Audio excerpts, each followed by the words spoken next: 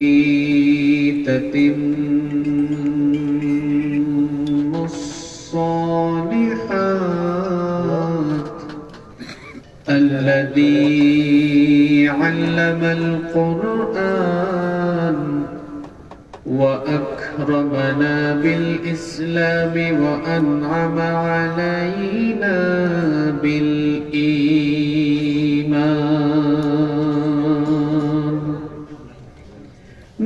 نستغفره ونتوب إليه وأشهد أن لا إله إلا الله وحده لا شريك له وأشهد أن سيدنا وسندنا وحبيبنا وطبيبنا وطبيب أرواحنا محمدًا عبد الله ورسوله أرسله بالحق بشيرًا ونذيرًا وداعيا إلى الله بإذنه وسراجا وقمرا منيرا أما بعد فقد قال الله تعالى في كلامه المجيد وفي فرقانه الحميد أعوذ بالله من الشيطان الرجيم بسم الله الرحمن الرحيم يسألك الناس عن الساعة قل إنما علمها عند الله وما يدريك لعل الساعة تكون قريبا وقال تعالى في شان حبيبه إن الله وملائكته يصلون على النبي يا أيها الذين آمنوا صلوا عليه وسلموا تسليما কেউ চুপ থাকবেন না সবাই পড়ে اللهم صل على محمد وعلى آل محمد كما صليت على إبراهيم وعلى آل إبراهيم إنك حميد مجيد اللهم بارك على محمد وعلى آل محمد كما باركت على إبراهيم وعلى آل إبراهيم إنك حميد مجيد ربي زدني علما ربي زدني علما ربي اشرح لي صدري ويسر لي أمري واحلل عقدة من لساني يفقه قولي سبحانك لا علم لنا إلا ما علمتنا ইন্নাকা আনতাল আলিমুল হাকীম। সাদাকাল্লাহুল আযীম। एक दिन तुम्हारी नाम मस्जिदे हवेला, एक दिन तुम्हारी नाम मस्जिदे हवेला। তৈরি থেকো তৈরি রেখো কবরের মাল সামান, একদিন তোমারি নাম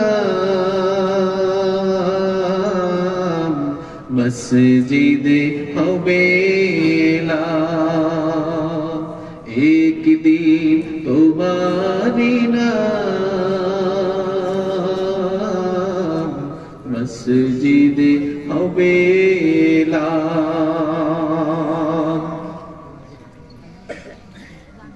একদিন তোমাকে পরিয়ে কাফন, সঙ্গী স্বজন করবে দাফন, হঠাৎ চলে যাবে আদরের ধন, প্রিয় মা বাবার ভাসিয়ে নয়ন। একদিন তোমাকে পরিয়ে কাফন, সঙ্গী স্বজন করবে দাফন, হঠাৎ চলে যাবে আদরের ধন, প্রিয় মা বাবার ভাসিয়ে নয়ন। তৈরি থেকো তৈরি রেখো সুন্নতি আমল ঈমান, একদিন তোমারি নাম মসজিদে হবেলা, একদিন তোমারি নাম মসজিদে হবেলা। নামে সমন জারি হলে করবে আটক, বন্ধ হয়ে যাবে জীবন নাটক, বাহাদুরি থাকবে না দেহে যৌবন, ফুরিয়ে বসন্ত আসবে শ্রাবণ। তৈরি থেকো তৈরি রেখো কোরআনী জীবন বিধান,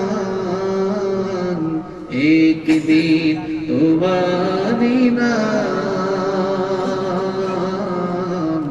মসজিদে হবেলা, একদিন তোমার হবে বিচার, লাভ হবে না দুনিয়ার ক্ষমতার, হতে যদি পারো নবীজির আশিক, পুল সিরাতে পার হয়ে যাবে ঠিক। তৈরি থেকো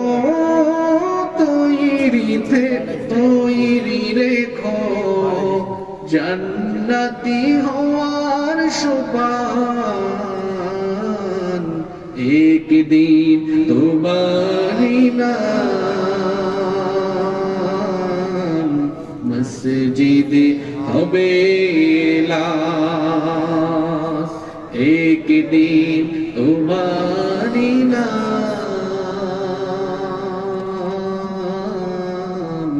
মসজিদে হবেলা। বাংলাদেশের অত্যন্ত সুপরিচিত ঐতিহ্যবাহী কুমিল্লা জেলার দেবিদ্বার উপজেলার অন্তর্গত সুরপুর উত্তরপাড়া বাইতুল আকসা কেন্দ্রীয় জামে মসজিদের উদ্যোগে আয়োজিত আজকের এই 24তম বার্ষিক তাফসীরুল কোরআন মাহফিলের সমাপনী অধিবেশনের মুহতারাম শ্রদ্ধাভাজন সভাপতি, মঞ্চে বসা আসমানের তারকা সমতুল্য শ্রদ্ধাভাজন উলামায়ে কেরাম, উপস্থিত অত্র এলাকার গণ্যমান্য এবং বিশিষ্ট ব্যক্তিবর্গ, আমার সামনে বসা পিতৃতুল্য সম্মানিত মুরব্বিয়ানে আযম, যুগে যুগে আল্লাহর জমিনে আল্লাহর দ্বীন প্রতিষ্ঠায় যারা অগ্রসেনানীর ভূমিকা পালন করেছেন, আমার কলিজার টুকরা প্রিয় যুবক, তরুণ এবং ছাত্র ভাইয়েরা, পর্দার আড়াল থেকে শ্রবণরতা সম্মানিতা মা এবং বোনেরা, উপস্থিত মিডিয়ার প্রিয় কর্মী এবং সাংবাদিক ভাইয়েরা, প্রশাসন এবং গোয়েন্দা সংস্থার সম্মানিত ভাইয়েরা, প্রাণ প্রিয় সুরপুর দেবিদ্বার তথা আমার প্রিয় কুমিল্লাবাসী, আপনারা সবাই কেমন আছেন? আলহামদুলিল্লাহ। আমাকে আপনারা জিজ্ঞেস করেছেন, এজন্য আপনাদেরকে কৃতজ্ঞতা জ্ঞাপন করছি। আলহামদুলিল্লাহ, আল্লাহ তাআলা আমাকেও ভালো রেখেছেন, আমাদের সবাইকে সুস্থতার সাথে বাঁচিয়ে রেখে আজকের এই সুন্দর বরকতময় এবং নান্দনিক এই আয়োজনে আমাদেরকে শামিল হওয়ার তৌফিক যিনি দান করেছেন, গলার আওয়াজ বড় করে সবাই বলেন তো তিনি কে? সেই মহান রবের জন্য হৃদয়ের সবটুকু ভালোবাসা, আবেগ, অনুভূতিকে উজাড় করে দিয়ে খুশি মনে প্রাণবন্ত আওয়াজে উচ্চ কণ্ঠে কালিমাতুশ শুকর আদায় করে আমরা সকলেই পড়ছি আলহামদুলিল্লাহ। আজকে অনেক ঠান্ডা পড়েছে, এই কনকনে ঠান্ডা, কনকনে এই ঠান্ডাকে উপেক্ষা করে এখানে যারা এসেছেন, নিঃসন্দেহে প্রত্যেকেই আল্লাহর কোরআনকে ভালোবেসে এসেছেন। আল্লাহ যেন দুনিয়া এবং আখিরাতে আমাদেরকে এর উত্তম জাযা দান করেন, বলেন আমিন। প্রিয় উপস্থিতি, যেহেতু রাতও অনেক গভীর হয়ে যাচ্ছে, কনকনে ঠান্ডাও পড়েছে, লম্বা সময় বক্তৃতা করে আমি আপনাদের কষ্টের কারণ হতে চাই না। আমি সরাসরি আলোচনায় প্রবেশ করছি। আমরা যেন শেষ পর্যন্ত ধৈর্য ধারণ করে হিদায়াতের উদ্দেশ্যে প্রত্যেকটি কথা শুনতে পারি, আল্লাহ তাআলা আমাদেরকে সেই তৌফিক দান করেন, বলেন আমিন। যেখানে আমরা বসবাস করছি, এই পৃথিবী একদিন থাকবে না, সবকিছু একদিন ধ্বংস হয়ে যাবে। কুল্লু মান আলাইহা ফান, সবকিছু ফান হয়ে যাবে, কিছুই থাকবে না। ওয়ায়াবকা ওয়াজহু রাব্বিকা যুল জালালি ওয়াল ইকরাম, কেবলমাত্র একজন মহামহিয়ান সত্তা অবশিষ্ট থাকবেন, যিনি থাকবেন, গলার আওয়াজ বড় করে বলেন তো তিনি কে? যখন কিছু ছিল না তখনও তিনি ছিলেন, যখন কিছু থাকবে না তখনও তিনি থাকবেন, তিনি কে? একদিন এই বিশ্ব চরাচর সবকিছু লণ্ডভণ্ড, চূর্ণ বিচূর্ণ, মেসাকার হয়ে কিয়ামতের ঘটনা ঘটে যাবে। কিয়ামত একদিন হবে, এ ব্যাপারে কি দেবিদ্বারের মানুষের কোনো সন্দেহ আছে? কোনো সন্দেহ নাই। তবে সেই মহাপ্রলয়ঙ্কারী ঘটনা কত সালের, কোন মাসের, কত তারিখে ঘটবে, এটা কি কেউ জানে? এটা কোন নবী রাসূলও জানেন না, কোন ফেরেশতাও জানেন না। কিয়ামত কখন অনুষ্ঠিত হবে এর জ্ঞান কেবলমাত্র একজনের কাছে আছে। সবাই বলেন তো তিনি কে?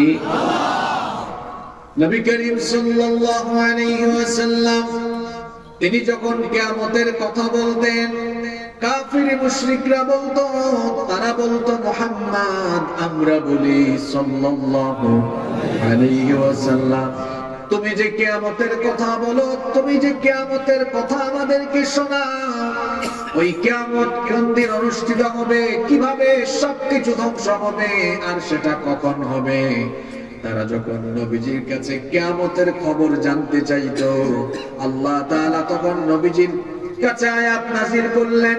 আল্লাহ তাআলা বললেন, ইয়াসআলুকান নাসু আনিস সাআ, ও নবী, তারা আপনাকে জিজ্ঞেস করেন কিয়ামতের ঘটনা কতদিন ঘটবে, আপনি তাদেরকে জবাব দেন, কুল ইন্নামা ইলমুহা ইনদাল্লাহ, আপনি আমাদেরকে জবাব দেন, কিয়ামতের ঘটনা কখন ঘটবে যিনি জানেন তিনি কে? তবে কিয়ামতের ঘটনা ঘটার আগে কি পরিস্থিতির সম্মুখীন হব আমরা, সেগুলো ১৫০০ বছর আগে বলে গিয়েছেন, আমাদেরকে সাবধান করে গিয়েছেন মুহাম্মাদুর রাসূলুল্লাহ সাল্লাল্লাহু আলাইহি ওয়াসাল্লাম। নবীজি এসেছেন, আখিরি নবী এসেছেন, মানে কিয়ামত নিকটবর্তী হয়ে গিয়েছে। এজন্য নবীজি বলতেন, আনা ওয়াসাতু কাহাতাইনি, এই দুইটা আঙ্গুল, ওয়াদাম্মাস সাব্বাবাতি ওয়াল মুসতা, এই দুইটা আঙ্গুল একত্রিত করে নবীজি সাহাবীদেরকে দেখালেন। এই দুই আঙ্গুলের মধ্যে যেমন কোনো ব্যবধান নাই, ঠিক তেমনি আমি দুনিয়াতে আসা আর কিয়ামতের ঘটনা ঘটার মধ্যে তেমন বেশি সময়ের ব্যবধান নাই। তার মানে আখিরি নবী দুনিয়ায় চলে এসেছে, কিয়ামতের সময় দূরবর্তী না নিকটবর্তী?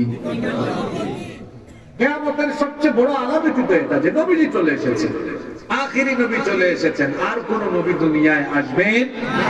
তার মানে এই উম্মত শেষ উম্মত, এই জামানা শেষ জামানা, এতে কোনো সন্দেহ আছে? এই শেষ জামানা হবে অত্যন্ত কঠিন, খুব বিপজ্জনক। শেষ জামানা হবে অত্যন্ত বিপজ্জনক, শেষ জামানা হবে অত্যন্ত ফিতনার জামানা, শেষ জামানা হবে মুমিনদের জন্য ঈমান টিকায় রাখার পরীক্ষার জামানা। এই জন্য আল্লাহর হাবিব বলেছেন, তিরমিজি শরীফে এই হাদিস বর্ণিত হয়েছে। হাদিস বর্ণনাকারী সাহাবী হচ্ছেন আনাস বিন মালিক রাদিয়াল্লাহু আনহু। তিনি বলেছেন, রাসূল কারীম মুহাম্মদ আমার সঙ্গে পড়েন সাল্লাল্লাহু আলাইহি ওয়াসাল্লাম বলেছেন, ইয়াতি আলান নাসি জামান, খুব শীঘ্রই এমন এক জামানা আসবে, খুব শীঘ্রই এমন এক যুগ আসবে, আস-সাবিরু ফীহি আলা দীনিহি কাল কাবিদি আলাল জামার। নবীজি বলেছেন, জ্বলন্ত কয়লার উপরে থাকা যতটা না কঠিন হবে, ঈমানের উপর থাকা মানুষের জন্য ততটা কঠিন হবে। ঈমানের উপর টিকে থাকা শেষ জামানায় অনেক কঠিন হবে।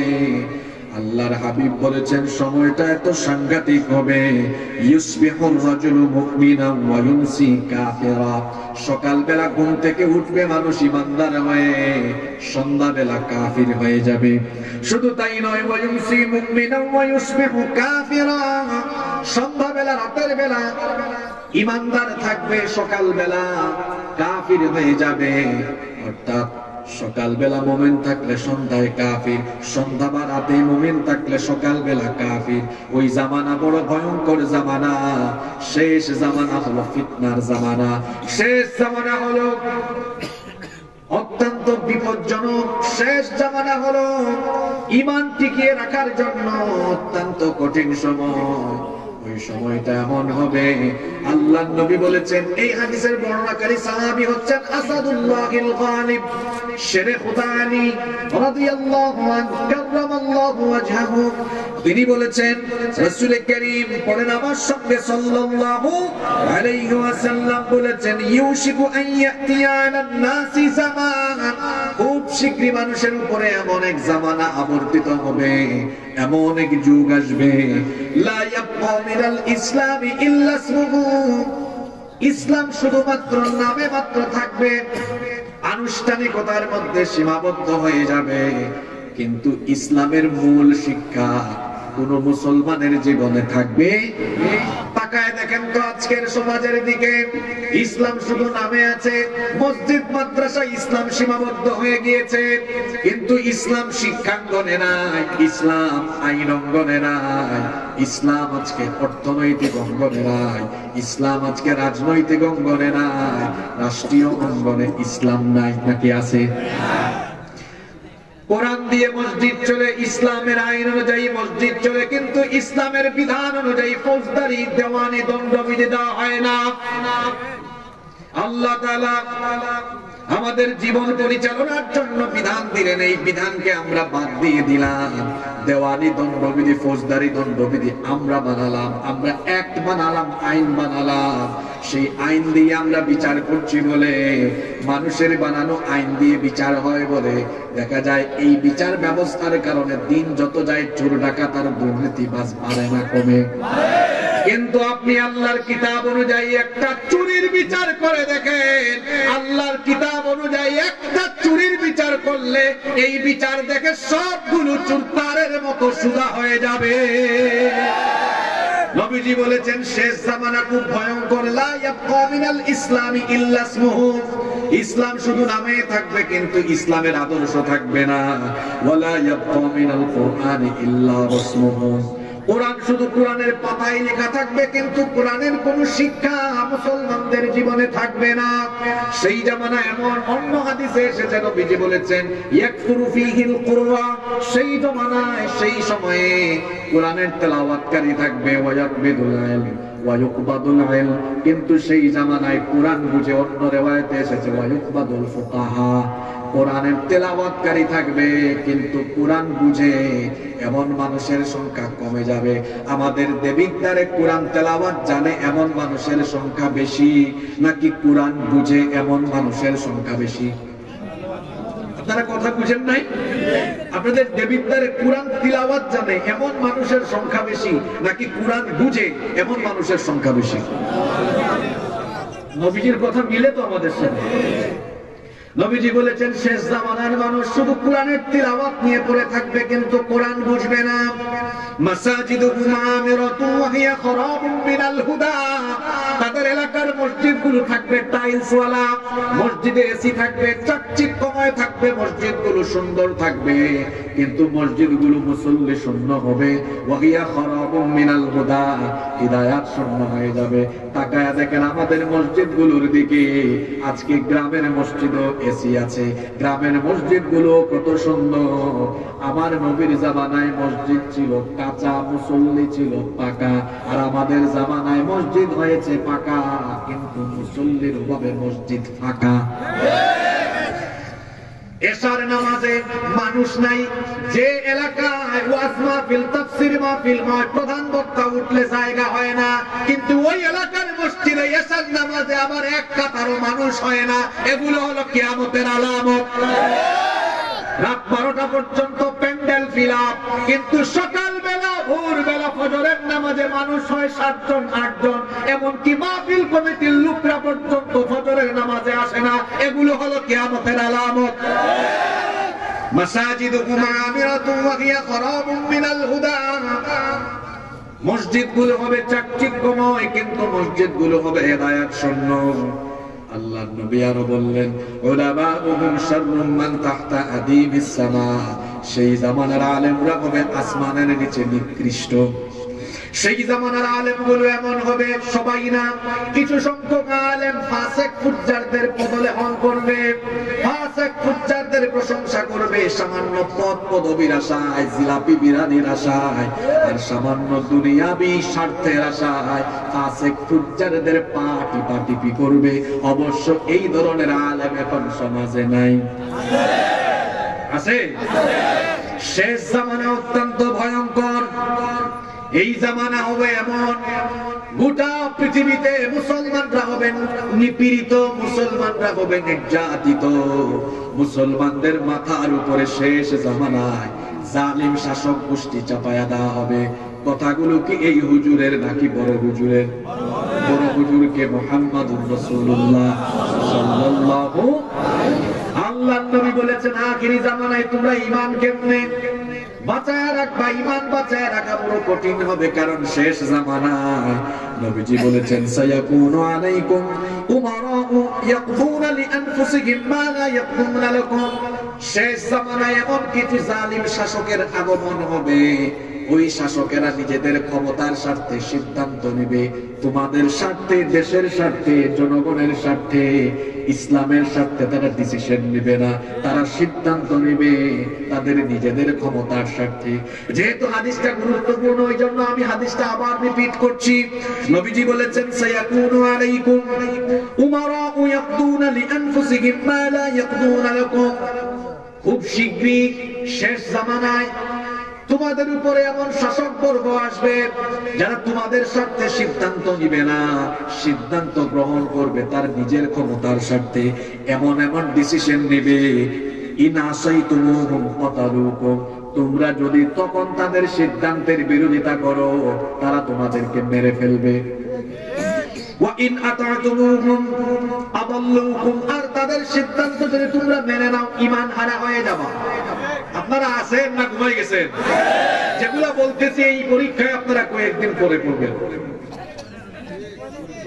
দিয়া লাইছে কোনদিন দিয়েছেন আপনি? আই দেখেন কোন ওয়াজ কোন দিকে মিলাইছে। কিছুদিন আগে আলোচনা চলছে সূরা কসাস থেকে, ইন্না ফিরআউনা আলা ফিল আরদি ওয়া জাআলা আহলাহা শিয়া। ওই 4 নম্বর আয়াত থেকে তাফসীর আরম্ভ হয়েছে। তো 40 মিনিট পরে একজন নোটিশ দিয়েছে, কয় হুজুর রাষ্ট্রবিরোধী এবং রাজনৈতিক কোন বক্তব্য দিবেন। তো আমি তখন বললাম, ওয়াজ হচ্ছে মিশরে, ফেরাউন কোথায়, আর ওইটা টাইনা নিয়ে আসছে কোথায়? পাবলিক বড় মারাত্মক ভাই। আমি বলি কি, আর আমার সেটা বুঝেছি। নবীজি বলেছেন, শোনেন, সায়াকুনু আলাইকুম উমারা, খুব শীঘ্রই তোমাদের উপর এমন কিছু শাসক আবির্ভূত হবে, ইয়াকদুনা লিআনফুসিহিম, তারা নিজেদের জন্য সিদ্ধান্ত নেবে, নিজের স্বার্থে, মা লা ইয়াকদুনা লাকুম, তোমাদের কথা বিবেচনা করে সিদ্ধান্ত নেবে। তার ক্ষমতা রক্ষার জন্য অর্থনীতি, শিক্ষানীতি, রাষ্ট্রনীতি, পররাষ্ট্রনীতি তার মতো করে সাজাবে। তুমি যদি তার সিদ্ধান্তের বিরোধিতা করো, জেলখানায় ঢুকাবে, তোমাকে মেরে ফেলবে। জেলখানায় ঢুকানোর কথা বলেন না, একদম ডিরেক্ট বলেছেন, আলেমদেরকে সাক্ষী রেখে বলছে, কাতালুকুম, মেরে ফেলবে। আর যদি তাদের সিদ্ধান্ত মানো তাহলে কি হবে? আদাল্লুকুম, তাহলে তোমরা ঈমান হারা, পথভ্রষ্ট, গুমরাহ হয়ে যাবে। কথাটা বোঝার চেষ্টা করো। এদের সিদ্ধান্ত মানলে ঈমান থাকবে না, আর না মানলে জীবন, দুই দিকেই বিপদ। কথা কি বোঝা যায়? যুবকরা আছে না ঘুমাই গেছে? জালিমদের কথা মানলে ঈমান থাকবে, না মানলে জীবনও। নবীজি কথাগুলো আমাদেরকে বলেন নাই, এক বক্তৃতায় সাহাবীদের সামনে বলছেন। তো সাহাবীরা তখন প্রশ্ন করেছেন, কাইফা নাসনাউ ইয়া রাসূলুল্লাহ সাল্লাল্লাহু আলাইহি ওয়াসাল্লাম, এই পরিস্থিতিতে আমরা কি করব? আপনার মনের মতো সকল নীতি হবে না, আপনি যেমন শিক্ষা চান সেরকম শিক্ষা হবে না, আপনি যেরকম আইন চান সেরকম আইন হবে না, আপনি যেরকম বিধান চান সেরকম বিধান হবে না। হয়তো আপনার চাওয়ার বিপরীতে বিভিন্ন নীতি চলে আসবে। এখন আপনি কথা বললে চাকরি থাকবে না, কথা বললে জীবন থাকবে না, প্রাণ নাশের হুমকি। আবার মেনে নিলে এটাও ভয় হয়, আরে যদি ঈমান না, তো দুদিকেই বিপদ। মেনে নিলে ঈমান থাকবে না, না মানলে জীবন। সাহাবীরা বললেন, নবীজি তখন আমরা কি করব? হয়তো আপনাদের মনেও প্রশ্ন, আচ্ছা এই পরিস্থিতিতে যদি পড়ে যায় আমরা কি করব? করণীয়টা কি শুনবেন? শোনার পরে ঠিক থাকতে পারবেন তো? কুলাইতে পারবেন তো? নবীজি সাহাবীদেরকে বললেন, কি করব? সাহাবীরা শোনো, ওই পরিস্থিতিতে যদি পড়ে যাও তাহলে কামা সানা আসহাবু ঈসা ইবনে মারইয়াম, ঈসা আলাইহিস সালামের সাথীরা যা করেছিল তোমরাও তাই করবা। কার সাথীরা? আরো জোরে বলেন। ঈসা আলাইহিস সালামের সাথীদেরকে কোরআনে বলে, কোরআনুল কারীমে বলা হয়েছে হাওয়ারি। আমার নবীর সাথীদেরকে বলা হয়েছে সাহাবী। আর ঈসা আলাইহিস সালামের সাথীদেরকে কোরআনে বলা হয়েছে হাওয়ারি। নবীজি বলেছেন ঈসা আলাইহিস সালামের সাথীরা যা করেছিল তোমরাও তাই করবা। এখন প্রশ্ন হলো হুজুর, ঈসা নবীর সাথীরা কি করেছিল? শুনেন, আমি কেন বলবো নবীজির কথা বলে? আমি বললে তো বিপদ, কারণ এখন তো কিরামান কাতিবিনের অভাব নাই। আগে কিরামান কাতিবিন ছিল 2 জন, এখন যে কিরামান কাতিবিন কত আমি নিজেও সংখ্যা জানি না। প্যান্ডেলের ভিতরে এত কিরামান কাতিবিন, বাইরেও আছে আরো কিরামান কাতিবিন। এজন্য আমি কুরআন আর হাদিস দিয়েই বলে দেই, তাহলে আর দুষ্টা আমার হইল না। সাহাবীরা নবীজিকে বললেন আমরা তখন কি করব? নবীজি বললেন ঈসা আলাইহিস সালামের সাথীরা যা করেছিল তোমরা তাই করবা। এবার প্রশ্ন হলো ঈসা আলাইহিস সালামের সাথীরা কি করেছিল? নবীজি বললেন নুশিরু বিল মানাশির। আছেন তো আপনারা? নুশিরু বিল মানাশির, মানাশির আনা হতো অর্থাৎ করাত, ইউদা বিল মিনশার, করাত আনা হতো ইউদা ওয়ালা রাসিহা, মাথার উপরে করাত রেখে দেওয়া হতো। আর জালিমরা তাদেরকে বলতো আমরা যে সিদ্ধান্ত নিয়েছি আমাদের সিদ্ধান্ত তোমরা ঈমান ছাড়ো, আমাদের যত জুলুমি নিয়ম আছে সব নিয়ম মানো।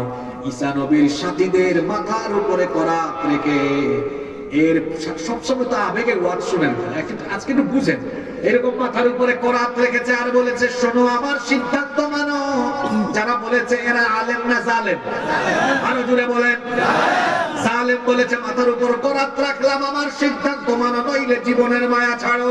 নবীজি বলেছেন মাথার উপরে করাত থাকা অবস্থায় সেই লোকগুলো বলেছে তোমরা মাথার থেকে পা পর্যন্ত করাত চালিয়ে 2 টুকরা করে ফেলো, তারপরে আমার ঈমান আমার থেকে কেড়ে নিতে পারবা না।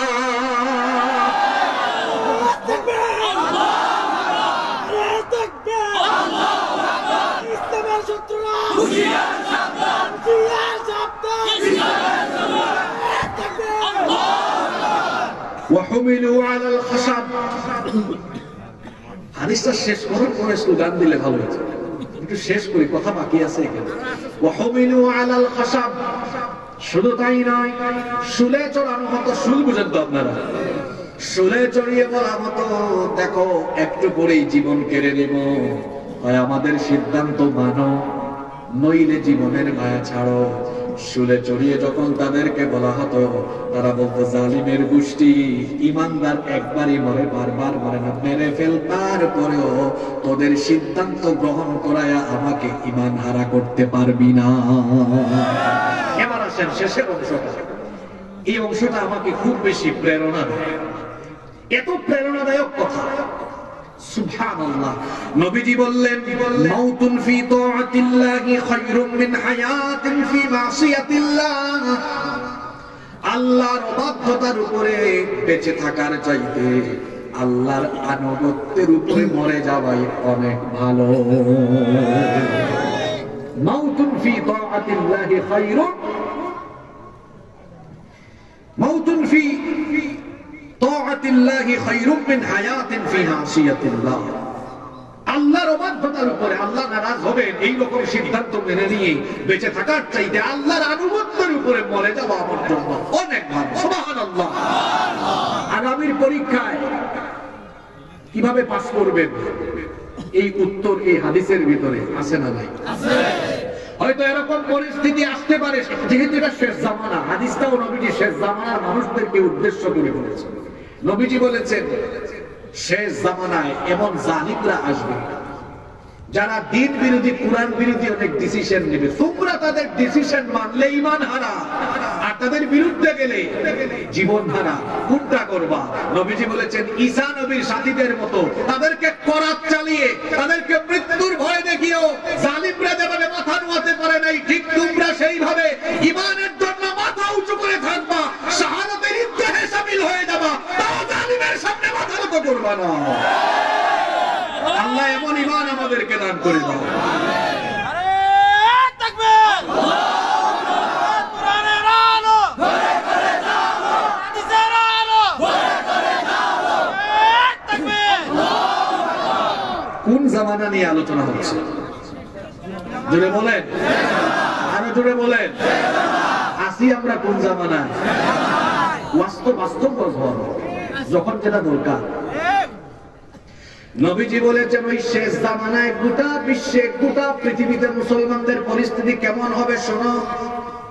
আল্লাহর নবী বলেছেন ইউশিকুল উমামু আন তাদা আলাইকুম কামা তাদা আল আকালাতু ইলা কসরাতিহা। ভোজন পাত্রের চতুর্দিকে যেমন ভোজনকারীরা একত্রিত হয়ে ভোজনের জন্য প্রস্তুত হয়, এরপরে তারা যেমন সব খাবারগুলোকে গিলে ফেলে খেয়ে ফেলে, ঠিক তেমনি ভাবে আখেরি জামানা ইসলাম বিরোধী সকল শক্তি ঐক্যবদ্ধ হয়ে মুসলমানদেরকেও গিলে ফেলার চেষ্টা করবে। মুসলমানদের উপরে অবর্ণনীয় জুলুম আসবে, নির্যাতন আসবে, মুসলমানরা কথা বলার স্বাধীনতা হারাবে, চলাফেরার স্বাধীনতা হারাবে, মুসলমানদের উপরে এমন মুসিবত আসবে নিজের বাড়িতে ঘুমাতে পারবে না, নিজের স্ত্রী সন্তানদের সাথে থাকতে পারবে না, নিজের এলাকায় থাকতে পারবে না, ঈমানের দাওয়াত দেওয়ার কারণে নিজের মাতৃভূমিতে পর্যন্ত থাকতে পারবে না। এরকম কঠিন পরিস্থিতি আসবে। এই কথা শুনে সাহাবায়ে কেরাম নবীজিকে প্রশ্ন করলেন, ইয়া রাসূলুল্লাহ, জোরে বলেন সাল্লাল্লাহু আলাইহি ওয়াসাল্লাম, ওয়া মিন কিল্লাতিন নাহনু ইয়াউমাইদিন। ওগো আল্লাহর নবী, তখন কি মুসলমানদের সংখ্যা কমে যাওয়ার কারণে মুসলমানদের এমন করুণ দশা হবে নাকি? নবীজি বললেন, না, বাল আনতুম ইয়াউমাইদিন কাসীর, বরং তখন মুসলমানদের সংখ্যা অনেক বেশি হবে। সাহাবীরা বললেন, সংখ্যা এত বেশি হওয়ার পরেও গোটা পৃথিবীতে মুসলমানরা কেন মার খাবে? নবীজি তখন বললেন, কারণ হলো ওয়ালাকিন্নাকুম গুসাউন কাগুসাইস সাইব, এর কারণ হলো মুসলমানদের সংখ্যা বেশি হলেও ঈমান তখন দুর্বল হয়ে যাবে, যার কারণে বন্যার স্রোতে ভেসে যাওয়া খড়কুটার মতো মুসলমানরা দুর্বল হয়ে পড়বে। এই কারণে মুসলমানদের অবস্থা তো করুণ হবে। ওয়ালা ইয়ানজিআন্নাল্লাহু মিন সুদুরি আদুউকুম আল মাহাবা, শত্রুদের অন্তর থেকে আল্লাহ মুসলমানদের ভয়ভীতি উঠায় দিবেন। ওয়ালা ইয়াকদিফান্নাল্লাহু ফি কুলুবিকুমুল ওয়াহান, আর মুসলমানদের অন্তরে শেষ জামানায় ওয়াহান ঢুকিয়ে দেওয়া হবে। সাহাবীরা তখন বললেন, ওয়ামাল ওয়াহানু ইয়া রাসূলুল্লাহ, পড়েন সাল্লাল্লাহু আলাইহি ওয়াসাল্লাম, ও আল্লাহর নবী, শেষ জামানায় মুসলমানদের অন্তরে যে ওয়াহান ঢুকবে। আমরা শেষ জামানার মানুষ না? আমাদের ব্যাপারে নবীজি বলেছেন আমাদের অন্তরে ওয়াহান ঢুকবে। কি ঢুকবে? ওয়াহান তো আপনারা বুঝেন নাই, সাহাবীরাও বুঝেন নাই। বলেছেন নবীজি, ওয়াহান কি? মাল ওয়াহান? নবীজি তখন বললেন, ওয়াহান হলো হুব্বুদ দুনিয়া ওয়া কারাহিয়াতুল মাউত। আসেন তো একটু মিলাই আমরা আমাদের সাথে। নবীজি বলেছেন ওয়াহান হলো দুনিয়ার প্রতি ভালোবাসা বেড়ে যাওয়া, দুনিয়ার স্বার্থের মুখে ছুটে বেড়ানো, আর মৃত্যুকে ভুলে যাওয়া। মিলায় দেখেন আমার সমাজের দিকে, আজকের মুসলমানরা পৃথিবীতে সংখ্যায় বেশি। আমাদের পূর্বপুরুষরা, গোটা কয়েকজন পূর্বপুরুষ গোটা দুনিয়া শাসন করেছেন। ওমর রাদিয়াল্লাহু আনহু অর্ধ দুনিয়া শাসন করেছেন। ওমর রাদিয়াল্লাহু আনহুর সময় মুসলমানদের সংখ্যা ছিল বেশি না এখন মুসলমানের সংখ্যা বেশি? আরো জোরে বলেন।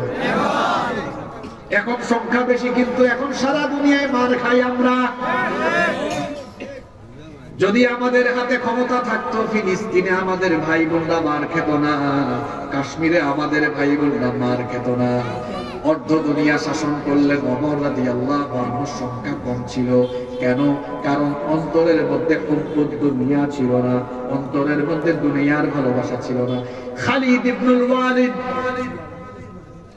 এই যুবক ভাইয়েরা শোনো, খালিদ ইবনুল ওয়ালিদ পৃথিবীর ইতিহাসের শ্রেষ্ঠ কমান্ডার। পৃথিবীতে দুইজন সেনাপতি পরাজয় কি? পরাজয়ের স্বাদ তারা জীবনেও নেয়। কয়জন কমান্ডার? জীবনে কেউ তাদেরকে পরাজিত করতে পারে? কয়জন? এদের মধ্যে একজন ইমানদার আর একজন বেঈমান।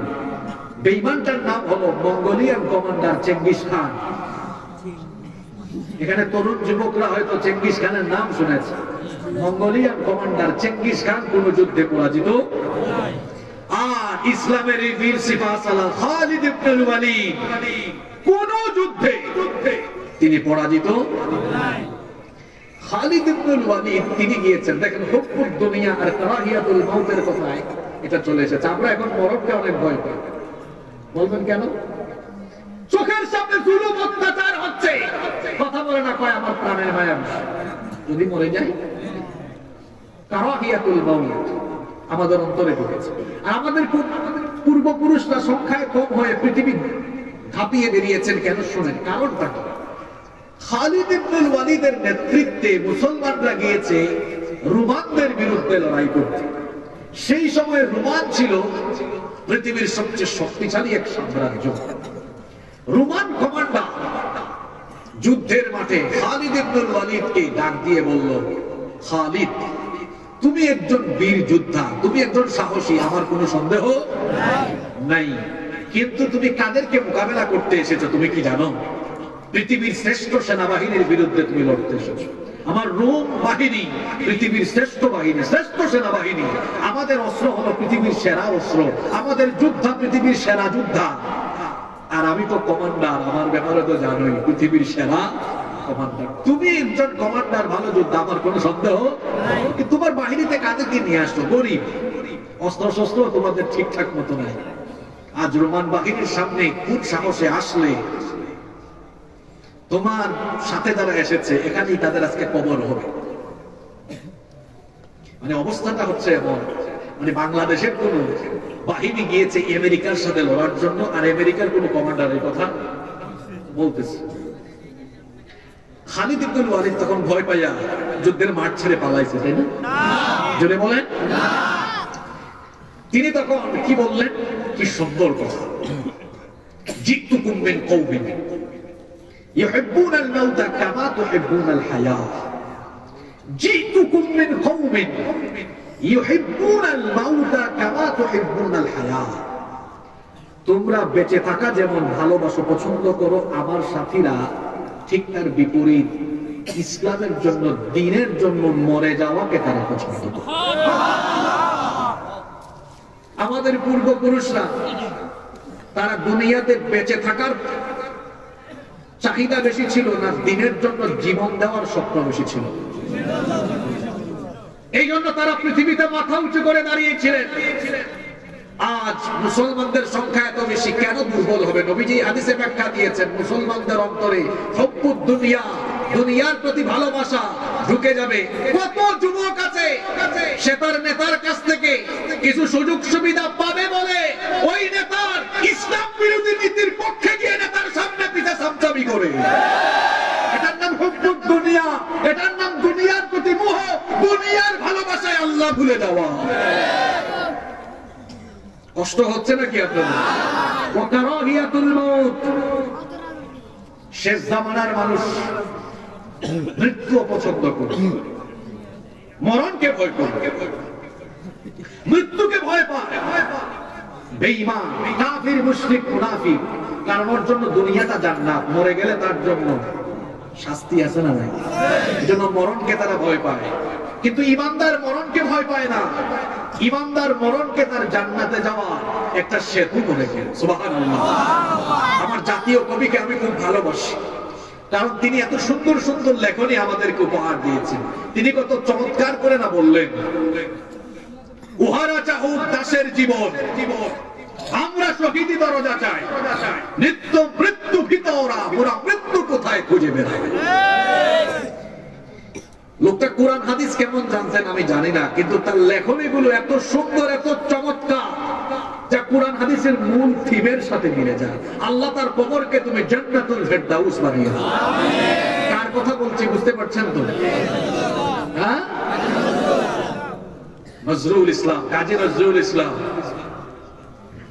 আমি তাকে শুধু জাতীয় কবি বলি না, আমার কাছে মনে হয় তিনি বিশ্বকবি, কারণ বিশ্বকবি হওয়ার সব কোয়ালিটি তার মধ্যে ছিল। তিনি বিদ্রোহী ছিলেন, সত্যের পক্ষে আকর্ষণ।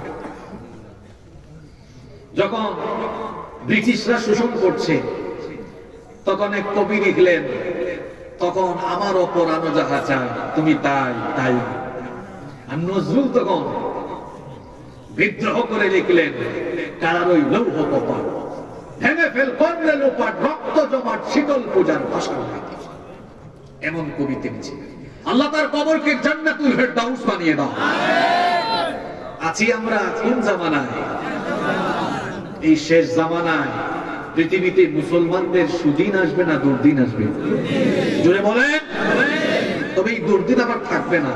দুর্দিন কেটে গিয়ে আবার সুদিনও আসবে। সুদিন দিবেন কে? গোটা দুনিয়া জুলুম অত্যাচারে ভরে যাবে, মুসলমানরা কোণঠাসা হয়ে পড়বে। আলেম ওলামা ইসলামের বিজ্ঞজনেরা জুলুমে নির্যাতনে নিষ্পেষিত হয়ে যাবে। মুসলমানরা স্বাধীনতা হারিয়ে ফেলবে।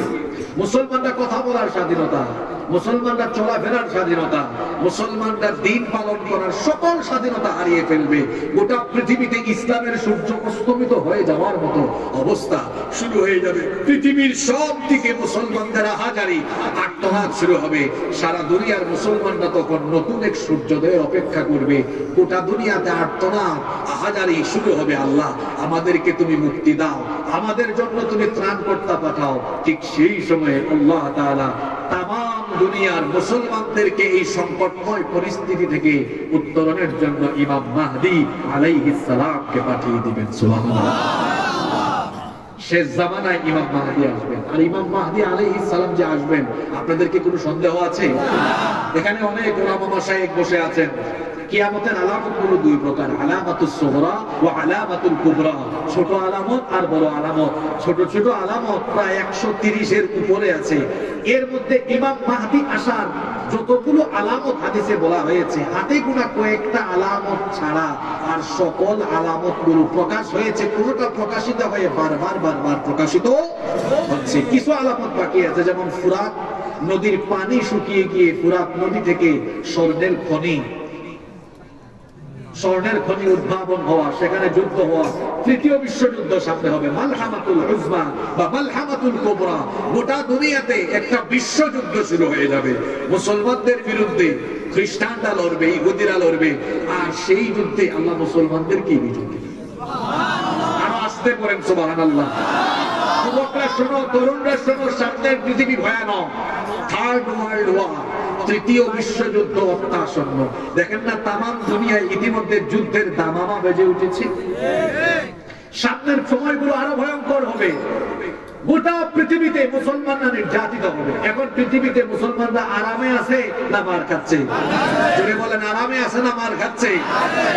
এইরকম দুর্দিনেই আল্লাহ তাআলা ইমাম মাহদী আলাইহিস সালামকে পাঠাবেন। ইমাম মাহদী আমাদের নেতা হয়ে আসবেন। আপনাদের কোনো সন্দেহ আছে?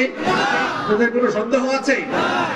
এখন পৃথিবীতে এখন পর্যন্ত নিজেকে ইমাম মাহদী বলে দাবি করেছে এইরকম মানুষের সংখ্যাও কিন্তু কম না। মোটামুটি অনেকেই তাকে ইমাম মাহদী বলে দাবি করেছে।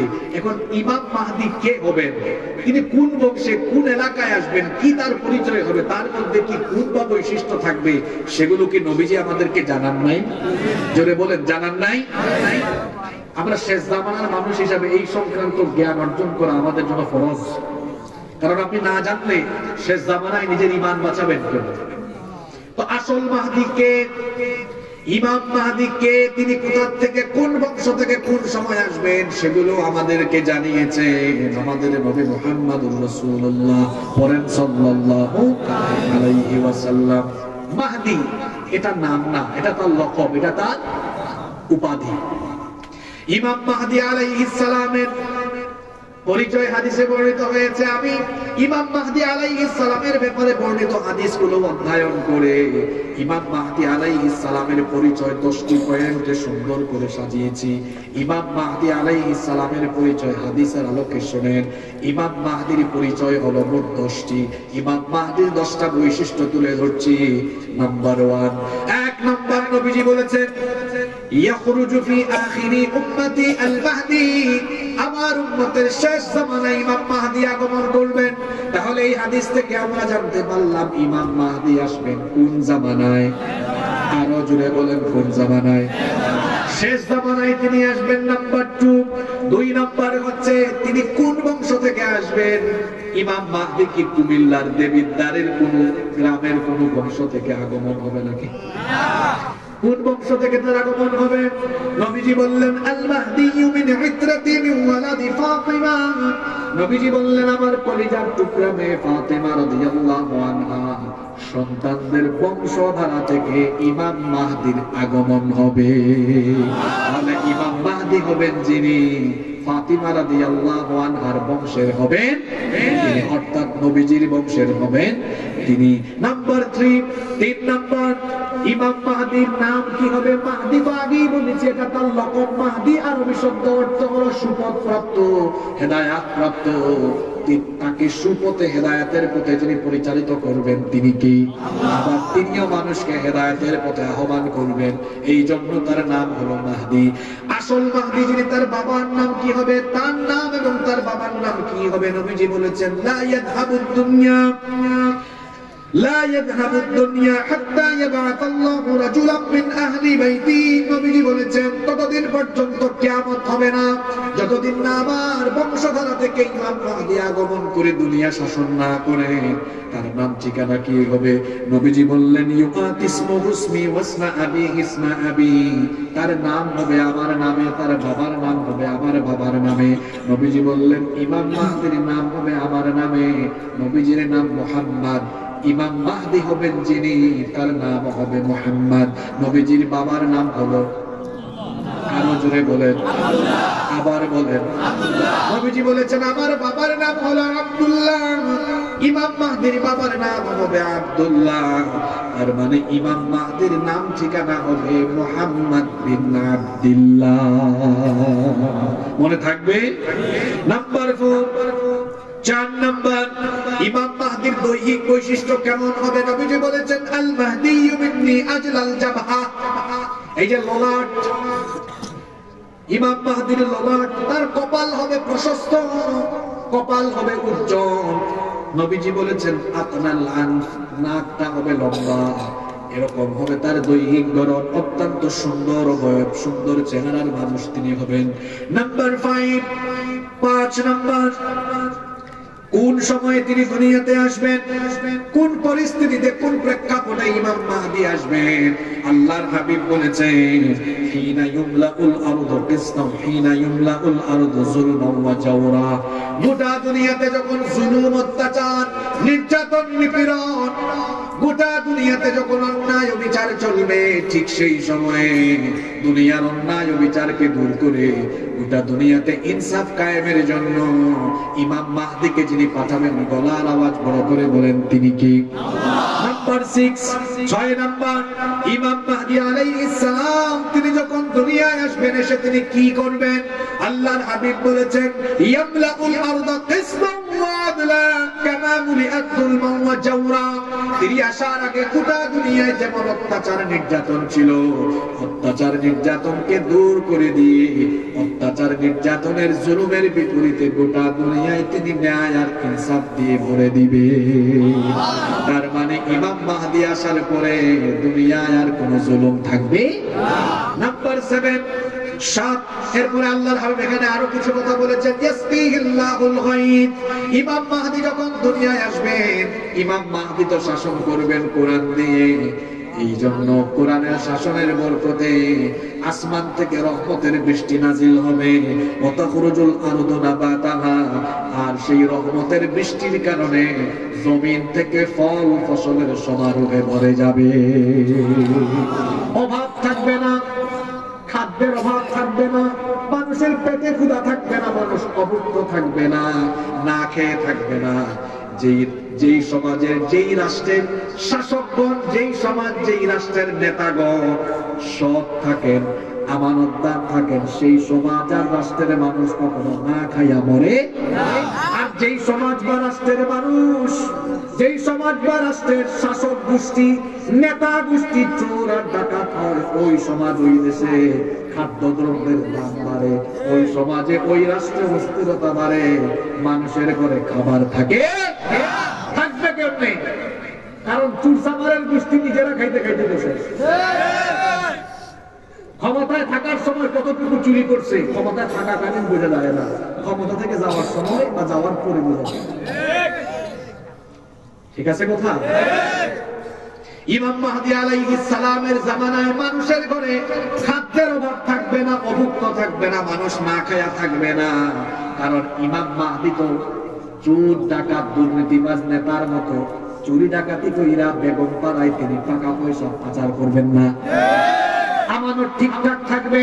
এই জন্য মানুষের মধ্যে অভাব থাকবে না, খাদ্যের ঘাটতি থাকবে না। ইউতিল মাল আসহামান, ইমাম মাহদির শাসনটা হবে এমন সুষম বন্টন নীতি চালু থাকবে। যেই সমাজ বা যেই রাষ্ট্রে সুষম বন্টন নীতি থাকে না, ওই সমাজের মধ্যে অভাব লেগে থাকে, ওই সমাজ ওই রাষ্ট্র কখনো উন্নত হতে পারে না। আমাদের সময়ে, আমাদের সমসাময়িক সময়ে কিংবা আমাদের দেশের পরে স্বাধীন হয়েছে এরকম বহু দেশ পৃথিবীতে আছে যারা আমাদের চাইতে আরো ধনী হয়ে গেছে। কিন্তু আমাদের দেশে এত সম্পদ থাকার পরেও আমরা কেন তাদের মতো এত সমৃদ্ধ হতে পারলাম না? কারণ হলো আমার দেশে আছে যেমন সম্পদের খনি, এগুলোকে খাওয়ার জন্য আছে চোর আর ডাকাতের খনি। এই চোর ডাকাত গুলোর কারণেই কিন্তু উন্নতি অগ্রগতি সম্ভব হচ্ছে। ক্ষমতা পাওয়ার সময় হলফনামায় যে তথ্য সম্পদের 5 বছর পরে সম্পদ বাড়ে, যে ব্যক্তি 5 বছর 10 বছর ক্ষমতায় থাকার পরে সম্পদ বাড়ে, এইটা আসলে সৎ মানুষ না, এটা হলো অসৎ মানুষ। জনগণের দায়িত্ব ঠিকঠাক মতো পালন করলে সম্পদ বাড়ে কেমন? আরো কমে যাওয়ার কথা, ঠিক কিনা? আল্লাহর নবী বলেছেন ইউতিল মাল সিমাহান, ইমাম মাহদির জামানায় সুষম বন্টন নীতি থাকবে। 7 নাম্বার ইমাম মাহদির বৈশিষ্ট্য হলো আমরা ক্ষমতার জন্য কত কষ্ট করি, ক্ষমতার জন্য আন্দোলন করি, ক্ষমতার জন্য আমরা ঘাম ঝরাই, ক্ষমতার জন্য আমরা কত কিছু করি। আর বাংলাদেশের পুরাতন আবেগই বেশি।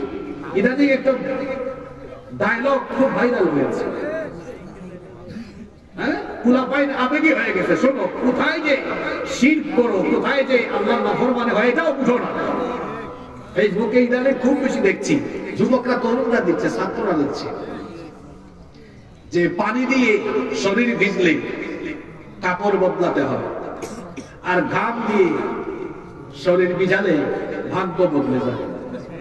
এরকম একটা ডায়লগ ইদানিং ফেসবুকে খুব দেখা যাচ্ছে।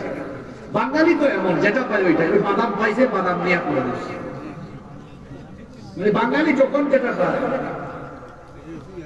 বাঙালি যখন যেটা পায় সেটা নিয়ে পড়ে থাকে। এখন পড়ে আছে এটা নিয়ে। যদি ঘাম মানুষের সাথে প্রতারণা না করে, যদি ঘাম ঝরাইলেই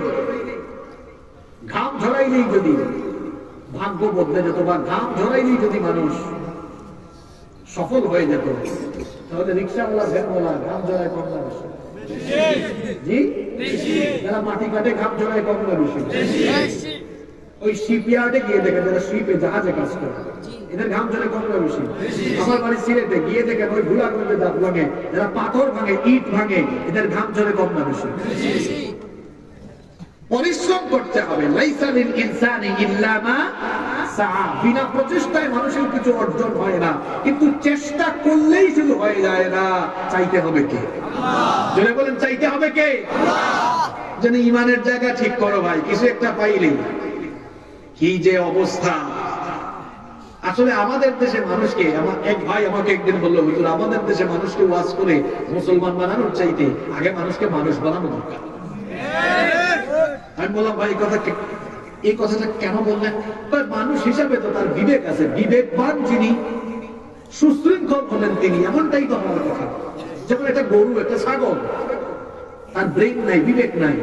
এই জন্য দেখা যায় আরেকজনের ধারের খেতে মুখ লাগাই দিচ্ছে, সর সর, তাও শুনে না। কয়েকটা লাগাইলে তারপরে সরে। ও শুনবে কেমনে? ওর তো বিবেক, ও বুঝে না যে কার খেতে আমি মুখ দিলাম। কিন্তু মানুষ তো সম্মানিত হয়েছে কিসের কারণে? এই বিবেককে কি আপনি কাজে লাগাবেন না? আমাদের মধ্যে আসলে তো শৃঙ্খলা নাই। দেখবেন বিমান একটা অবতরণ করলো, বিমান ল্যান্ড করলো, যারা দেশের বাইরে যাতায়াত করেন, যেখানে সোহাগ ভাই আছেন উনি তো নিয়মিত যাতায়াত করেন, পাইলট অথবা কেবিন ক্রু বললো, সম্মানিত যাত্রীবৃন্দ, বিমান পুরোপুরি না থামা পর্যন্ত নিজ নিজ আসনে বসে থাকবেন। শুধু বিমান যদি ঢাকা এয়ারপোর্টে ল্যান্ড করতে পারে, ওই বিমান চলন্ত অবস্থায় বাঙালি দাঁড়ায় যায়। কার আগে কে ব্রেক নিবে? আপনি যদি বলেন মাহফিলে সুশৃঙ্খল ভাবে ঢুকেন, তখন আরো সবকিছু ভেঙে ঢুকেন। মানে বলবেন একটা, করবে আরেকটা। আমরা অনেক সময় অনেক কিছু বলে ফেলি, অনেক সময় অনেক কিছু করে ফেলি, কিছুই বুঝি না।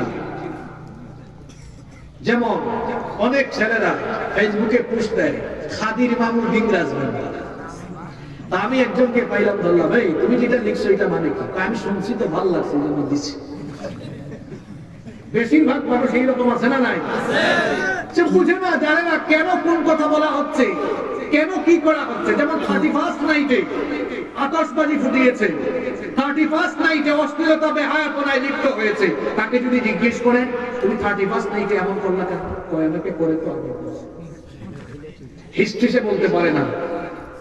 যিশু খ্রিস্টের জন্মের 1600 বছর পরে 1582 খ্রিস্টাব্দে পোপ অষ্টম গ্রেগরিয়ান ক্যালেন্ডার, তৎকালীন রোমান জুলিয়ান ক্যালেন্ডারকে সংশোধন করে গ্রেগরিয়ান ক্যালেন্ডার প্রচলন করলেন, যেটা খ্রিস্টানদের ধর্মীয় চেতনার সাথে সম্পর্কিত। যিশু খ্রিস্টের জন্মের বছরকে এক ধরে সাল গণনার শুরু থেকে সেখান থেকে তারা সাল গণনা আরম্ভ করেছে।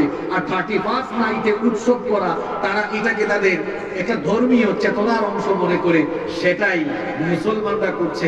অবশ্য করবে না কেন, নবীজিও বলেছেন শেষ জামানায় এমন কিছু মুসলমান সন্তান পাওয়া যাবে যারা মুসলমানের ঘরে জন্ম নিয়ে ইহুদি খ্রিস্টানদের হুবহু অনুসরণ করে চলবে।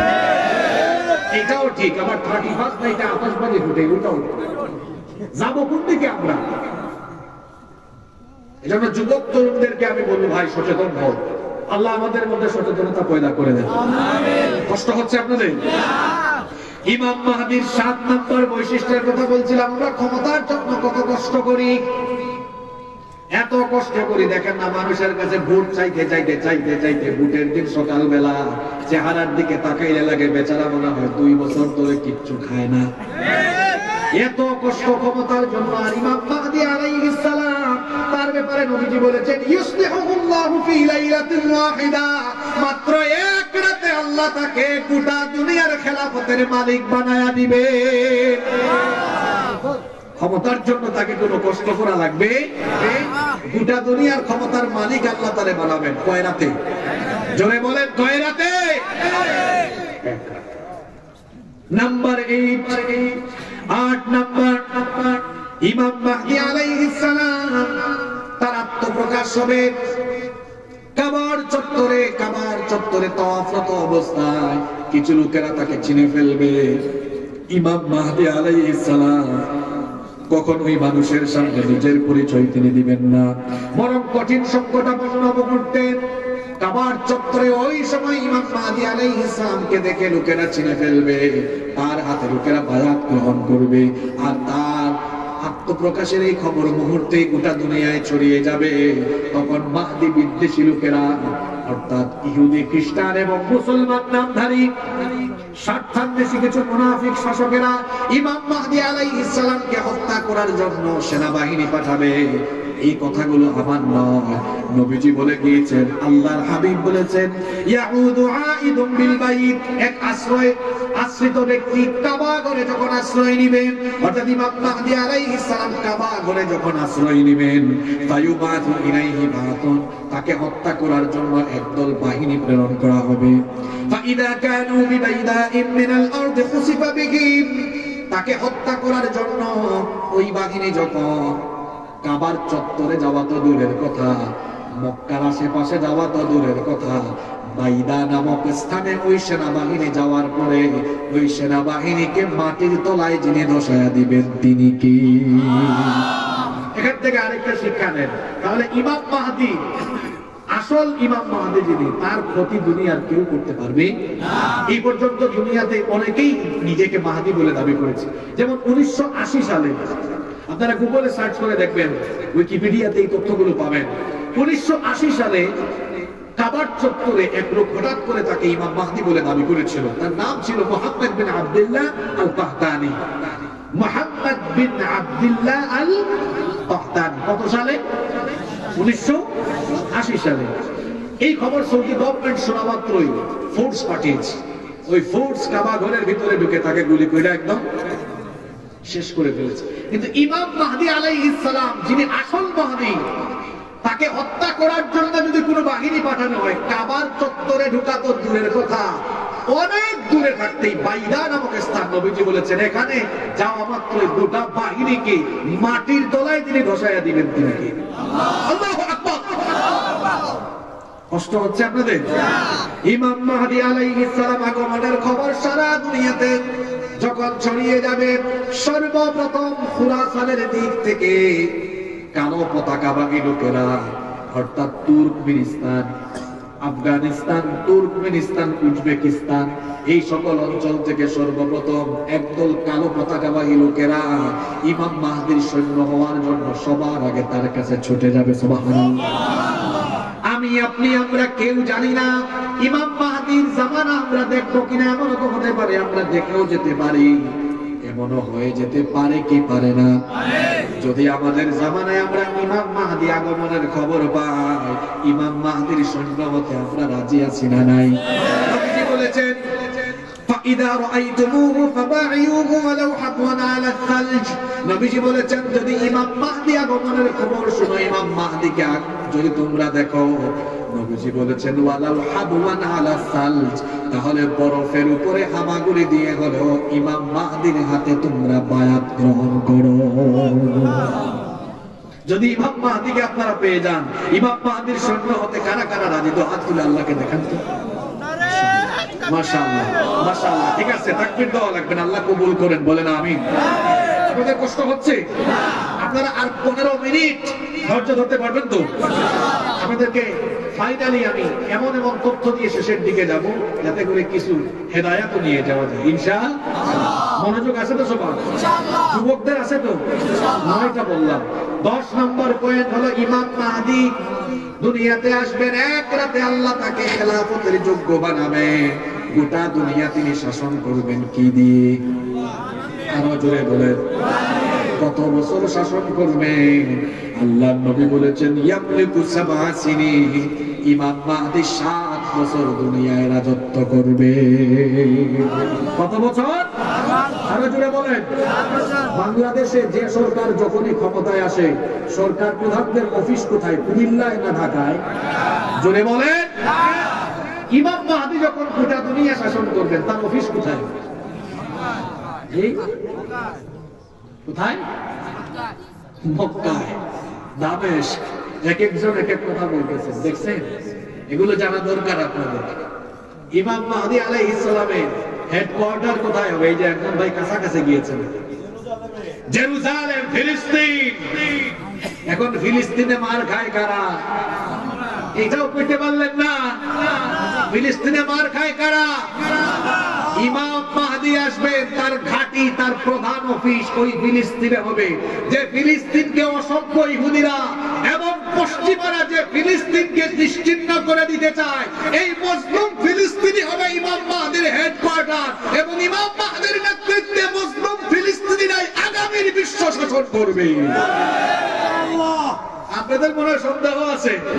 আপনাদের সন্দেহ থাকলে আপনাদের সন্দেহ নেই, আপনারা পুরো থাকেন। এটা বলেছেন বড় হুজুর মুহাম্মদ সাল্লাল্লাহু আলাইহি ওয়াসাল্লাম। যেই ফিলিস্তিন এত নিপীড়িত, এত নির্যাতিত, আগামী পৃথিবীর সবচেয়ে গুরুত্বপূর্ণ জায়গা এই ফিলিস্তিন।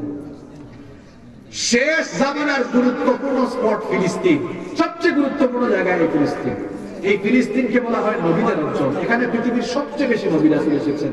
এই ফিলিস্তিনে আছে মসজিদুল আকসা, যেই মসজিদে দুনিয়ার সকল নবী রাসূল নামাজ পড়েছেন। সুবহানাল্লাহ।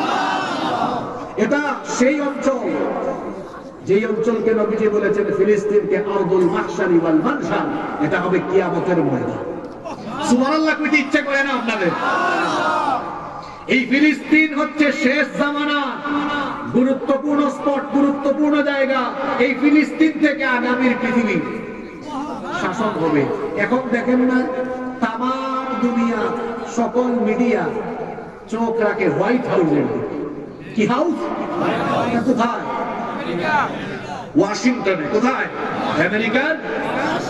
এখন সবাই হোয়াইট হাউসের দিকে তাকায় থাকে। আর শেষ জামানা ইমাম মাহদী আলাইহিস সালাম আসার পরে ওয়াশিংটনের দিকে মানুষ তাকাবে না, মানুষ তাকায় থাকবে ফিলিস্তিনে ইমাম মাহদীর হেডকোয়ার্টার থেকে কোন খবর আসে। সুবহানাল্লাহ কি বাড়ি গিয়া বলবেন? আর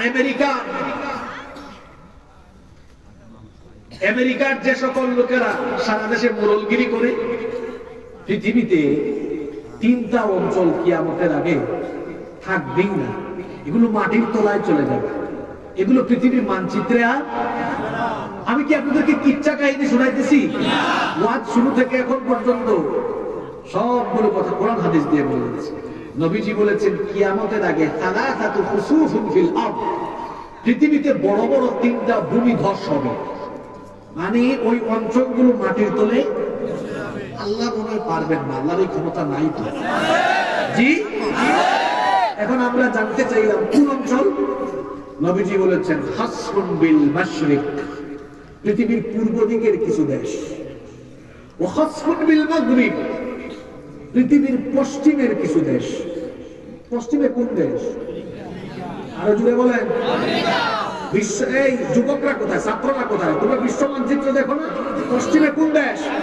আমেরিকা, তার আরো কিছু গোলাম দেশ আছে, এগুলা থাকবে না, মাটির তলায় ধসায় দিবেন কি? আল্লাহ পারবেন না তো? আরেকটা আছে ওয়াখাসফুন বিজাজিরাতুল আরব, মধ্যপ্রাচ্যের কিছু আরব দেশ। অবশ্যই পরিণতির জন্য তারা নিজেরাই দায়ী। এই আরব দেশে তাদের সামর্থ্য থাকা সত্ত্বেও তারা নির্যাতিত নিপীড়িতদের পক্ষে ভালোভাবে দাঁড়ায় না। আমার মনে হয় এই পরিণতির কারণেই, এই কারণেই মনে হয় হাদিসে এই কথা বলা হয়েছে যে শেষ জামানায় কিয়ামতের আগে আরব উপদ্বীপের অনেক অঞ্চলকে আল্লাহ মাটির তলায় ধসায় দিবে। আপনাদের সন্দেহ আছে? এই ফিলিস্তিন হচ্ছে শেষ জামানার গুরুত্বপূর্ণ জায়গা, এখানেই ইমাম মাহদির হেডকোয়ার্টার। আবার ইমাম মাহদি শাসন করবেন জানি কয় বছর? যদি বলেন, তার শাসন আমলে এখন মুসলমানদের দুর্দিন না সুদিন? দুর্দিন না সুদিন? এই সুদিন চলবে। তার শাসনের শেষের দিকে আবার গোটা দুনিয়ায় মুসলমানদের উপরে ফিতনা চালানোর জন্য আসবে মাসিহুদ দাজ্জাল।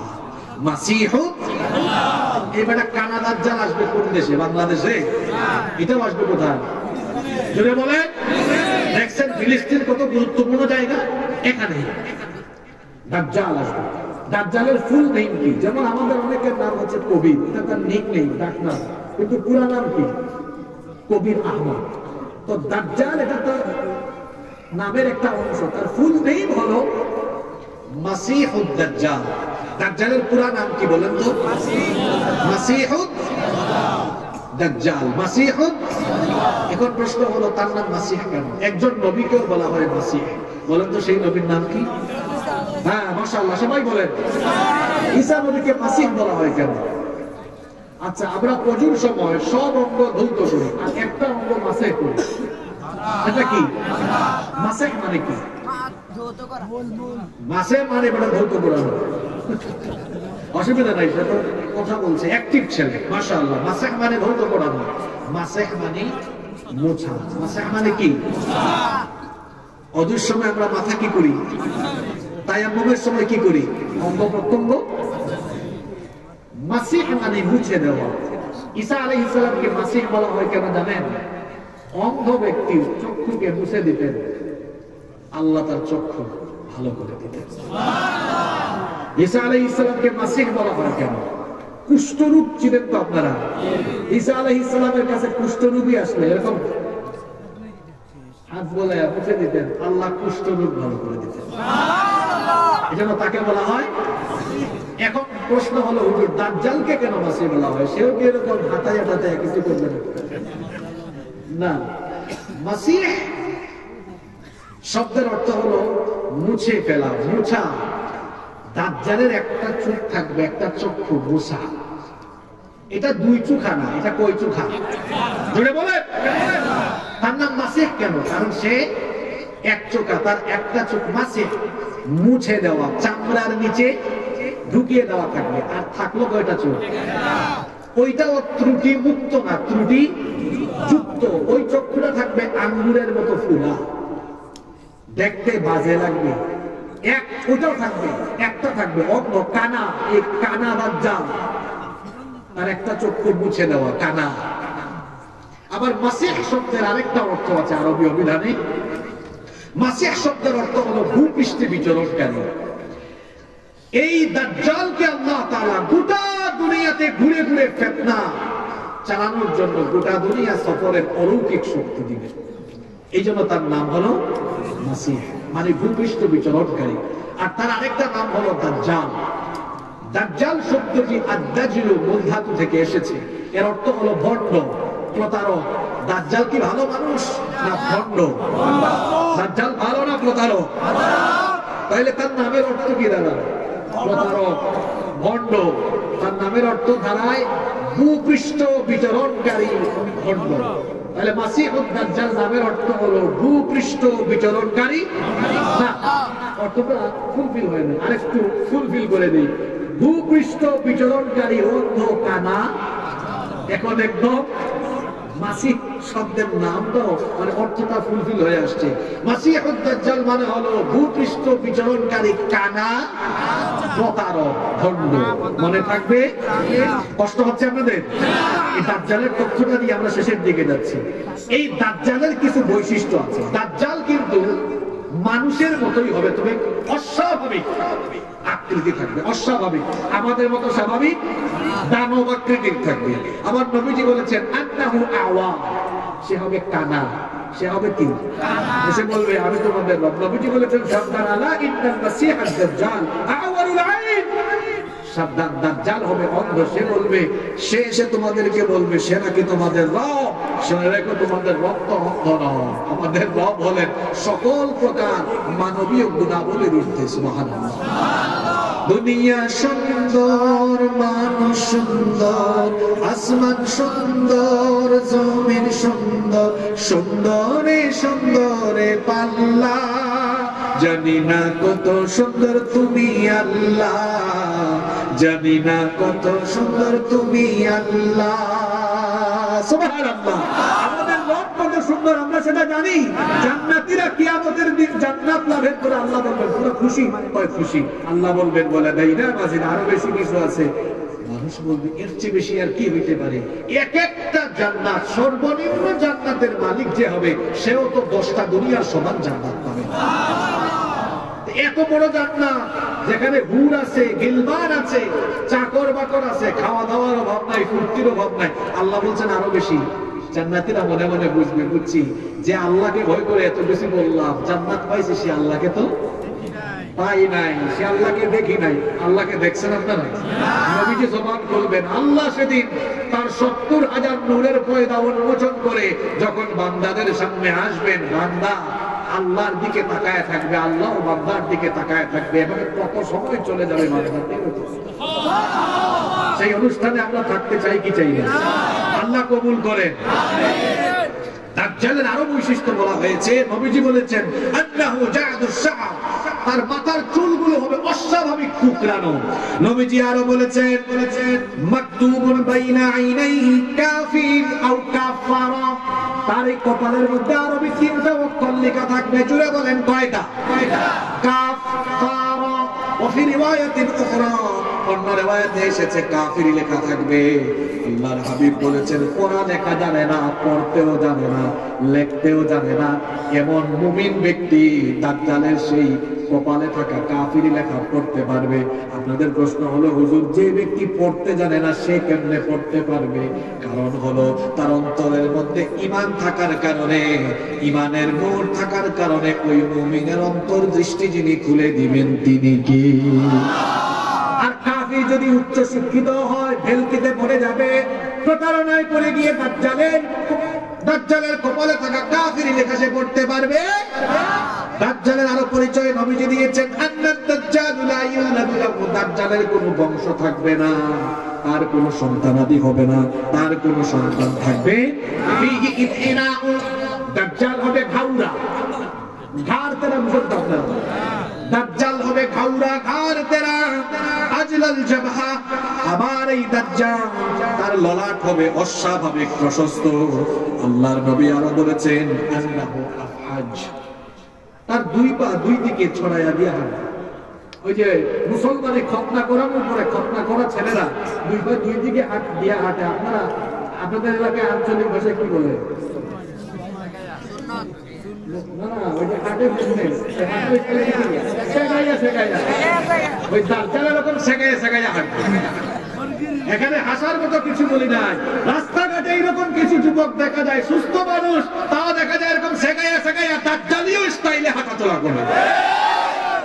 এরকম করা যাবে না।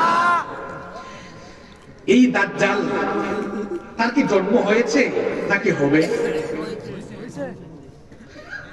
কনফিউশন।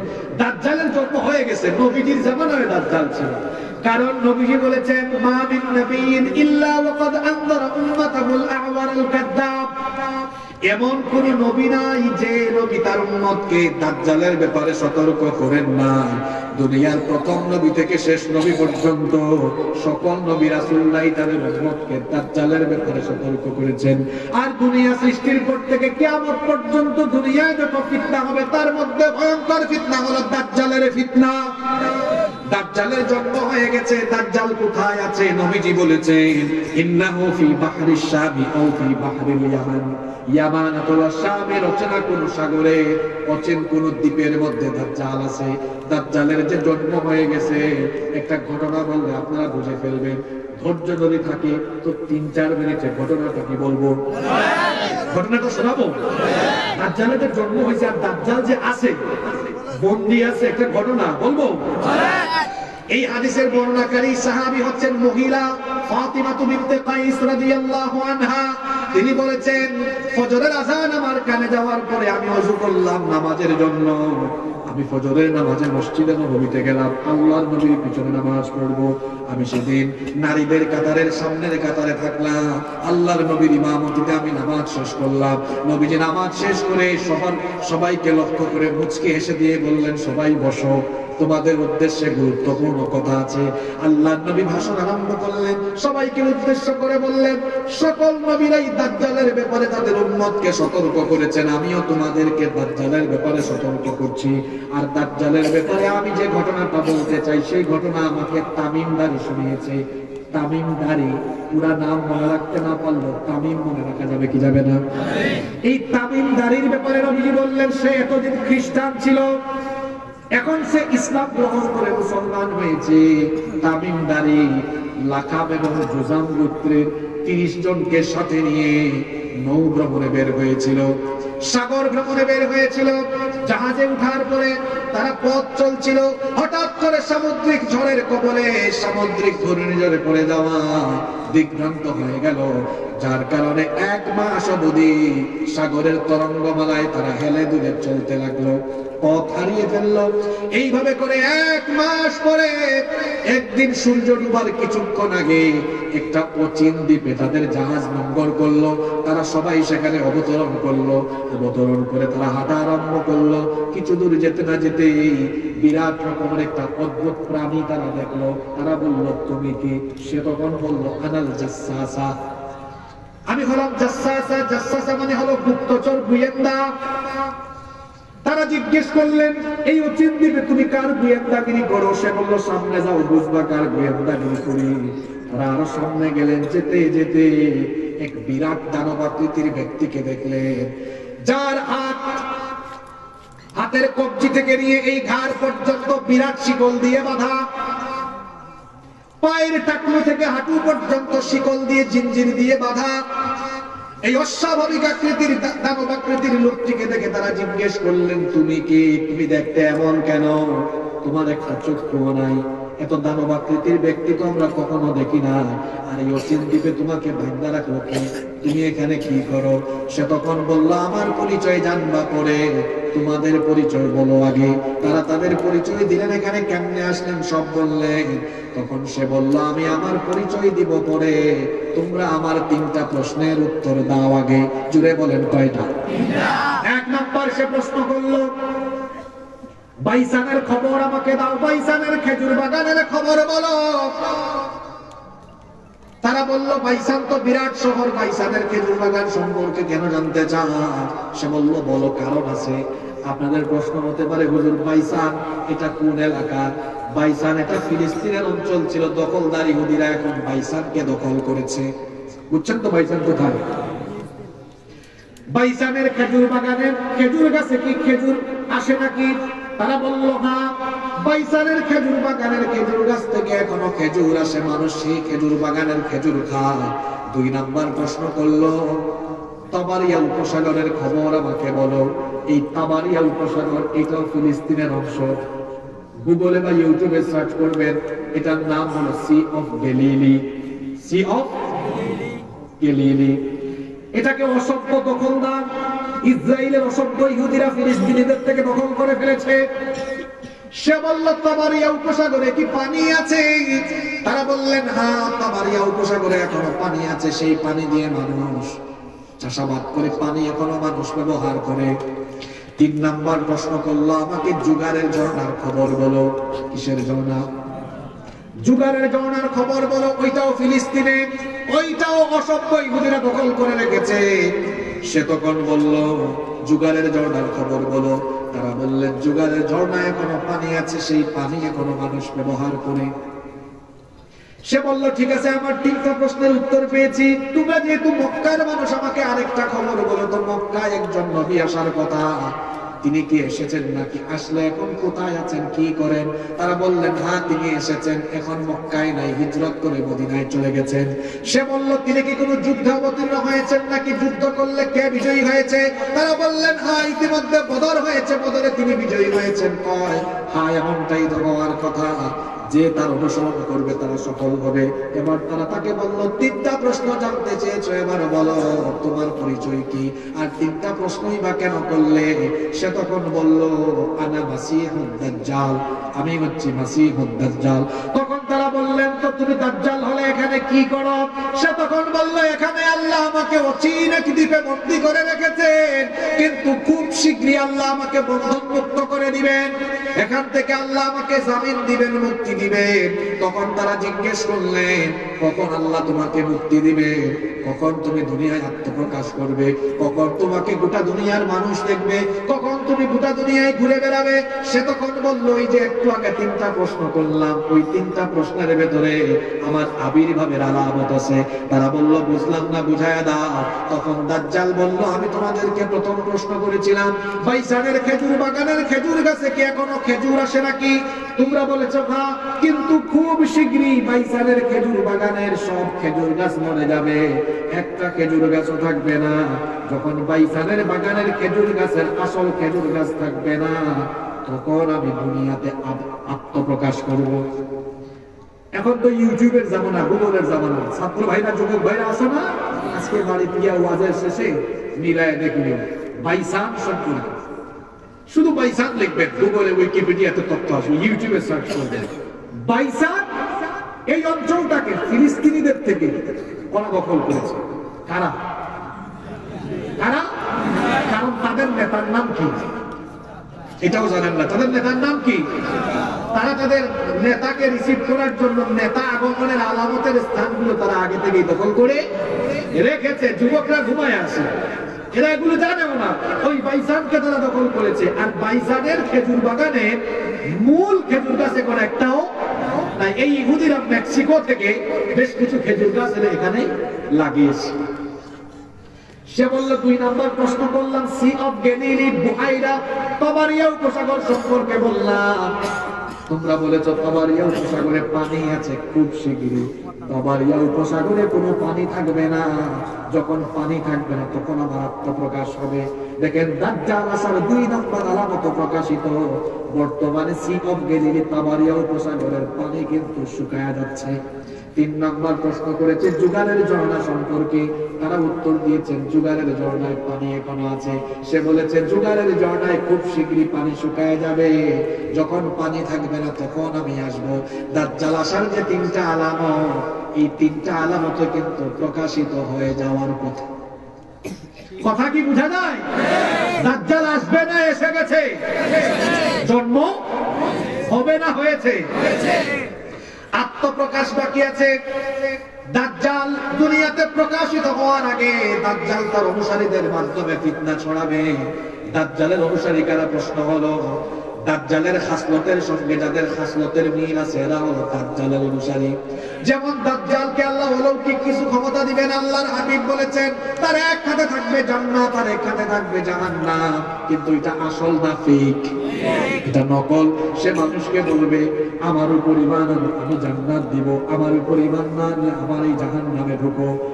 আল্লাহর হাবিব বলেছেন দাজ্জালের উপর ঈমান না এনে দাজ্জালের ফিতনায় না পড়ে তারা দাজ্জালের দেখানো জাহান্নামের ফেক আগুনে ঝাঁপ দিবে, ঝাঁপ দেওয়ার পরে দেখবে ওইটা আসলে জাহান্নাম না, ওইটা হলো মুমিনের জন্য জান্নাতের ফুল বাগান। দাজ্জাল মানুষকে জান্নাত জাহান্নাম বিলাইয়া বেরাবে, সে বলবে আসো আমার উপর ঈমান আনো আমি জান্নাত দিব। দাজ্জাল আসার আগেই দেখবেন দাজ্জাল মার্কা মানুষ বের হয়েছে, যারা ডাকে তাকে এখন জান্নাত দিয়া বেরায়, মনে হয় জান্নাতের ঠিকাদারি সে নিয়েছে। জান্নাত কি তার বাপের যে সে জান্নাত দিয়ে বেরায়? কথা কি বোঝা যায়? এরা জিজ্ঞেস করলেন আচ্ছা তুমি দুনিয়াতে আসার পরে কতদিন তুমি ফিতনা ছড়াবা? সব উত্তর নেন। এই হাদিসটা সরাসরি বর্ণনা করছেন নবী করিম সাল্লাল্লাহু আলাইহি ওয়াসাল্লাম। ওই তামিমদারি তার 30 সাথী নিয়ে দাজ্জালের সাথে সাক্ষাৎ হয়েছে এক উচিত দিন। সে বলল আমি যখন দুনিয়াতে যাব, দুনিয়াতে যাওয়ার পরে আমি মোট 40 দিন অবস্থান করব। জুড়ে বলেন কয়দিন? তবে তোমাদের 40 দিনের মতো 40 দিন নয়, দাজ্জালের প্রথম দিনটা হবে 1 বছরের সমান। জুড়ে বলেন কয় বছর? একদিন 1 বছরের সমান। তারপরের 2 নাম্বার দিনটা হবে 1 মাসের সমান। 3 নাম্বার দিনটা হবে 1 সপ্তাহের সমান। তাহলে 40 থেকে 3 গেল, বাকি থাকে কত? 37। বাকি 37 দিন হবে নরমাল স্বাভাবিক দিন। এইরকম ফিতনা ছড়াবে মানুষের ঈমান কেড়ে নেওয়ার জন্য, ফিতনা ছড়াবে ওই দাজ্জালকে হত্যা করার জন্য। আল্লাহ তাআলা তখন পাঠাবেন ঈসা আলাইহিস সালামকে। দুনিয়ার একজন নবীর এখনো মরণ হয় না, এখনো মৃত্যু হয় নাই। ওই নবীর নাম কি? কিন্তু খ্রিস্টানরা মনে করে ঈসা আলাইহিস সালামকে তারা শুলে চড়িয়ে হত্যা করেছে, কিন্তু যেটাকে তারা হত্যা করেছে ওইটা আসলে ঈসা না, ওইটা মিসা। তারা আছে মিসা নিয়ে, আমরা আছি ঈসা নিয়ে। কারণ ঈসা আলাইহিস সালামের সূরত ধরিয়ে আরেক লোককে তারা হত্যা করেছে। ঈসা আলাইহিস সালামের সূরত আল্লাহ আরেক লোককে দিয়েছেন, তারা ওইটাকে ঈসা মনে করে শুলে চড়িয়ে হত্যা করেছে। কিন্তু যাকে শুলে চড়িয়ে হত্যা করেছে ওইটা ঈসা না মিসা, ওইটা মিস্টার মিসা। কিন্তু আসল ঈসাকে আল্লাহ আসমানে উঠায় নিয়েছেন, তার কোনো মরণ হয় নাই। কেন মরণ হয় নাই? কারণ ঈসা নবী দোয়া করেছিলেন, আল্লাহ শুনেছি আমার পরেই শেষ নবী আসবেন, ওই নবীর এত দাম এত মর্যাদা, ওই নবীর উম্মতেরও নাকি এত দাম। আমাকে তুমি নবী বানিয়ে ফেলেছ, আমাকে নবী না বানায়া ওই নবীর উম্মত বানালে ভালো হতো। তিনি এই দোয়া যখন করেছেন আল্লাহ দোয়া কবুল করে নিলেন। তাকে আল্লাহ মরণ না দিয়ে আসমানে উঠায় রেখেছেন। এই কারণে উঠায় রেখেছেন যাতে আল্লাহ তাআলা তার দোয়া কবুলের উপরে তাকে যেন তিনি শেষ নবীর উম্মত বানাতে পারে। এই দাজ্জালকে হত্যা করার জন্য ঈসা আলাইহিস সালামকে পাঠাবেন কে? বেশি কষ্ট হয়ে যাচ্ছে আপনাদের, তাই না? এই তো আর 2 থেকে 3 দিন ঈসা আলাইহিস সালাম আসবেন। কখন? যখন দাজ্জালের ফিতনায় মানুষ অতিষ্ঠ। দাজ্জাল সব জায়গায় প্রবেশ করে, সারা দুনিয়ায় সফর করে। 2টা জায়গা ছাড়া। কয়টা জায়গা? মক্কা আর মদিনায়। ঢুকতে চাইলেই ফেরেশতারা তলোয়ার দিয়ে ভাগায় দেবে। যদিও অন্য আরেকটা রিওয়ায়াতে এসেছে মসজিদে তুর আর মসজিদে আকসা, এই মসজিদগুলোতেও সে ঢুকতে পারবে, এটা অন্য রিওয়ায়াত। এছাড়া গোটা দুনিয়ায় ফিতনা চালাবে। তাকে কিছু অলৌকিক ক্ষমতা দেওয়া হবে, যেমন দাজ্জাল আকাশকে হুকুম করবে, বৃষ্টি নাজিল হবে। দাজ্জাল মরা মানুষ জিন্দা করবে, এটাও আসল না ফেক। জিনদেরকে মানুষের সুরত ধরায় দেখাবে, দেখো আমি মরা মানুষ জিন্দা করতে পারি। কারণ দাজ্জাল ভালো না ধোঁকাবাজ? ভালো না ভণ্ড?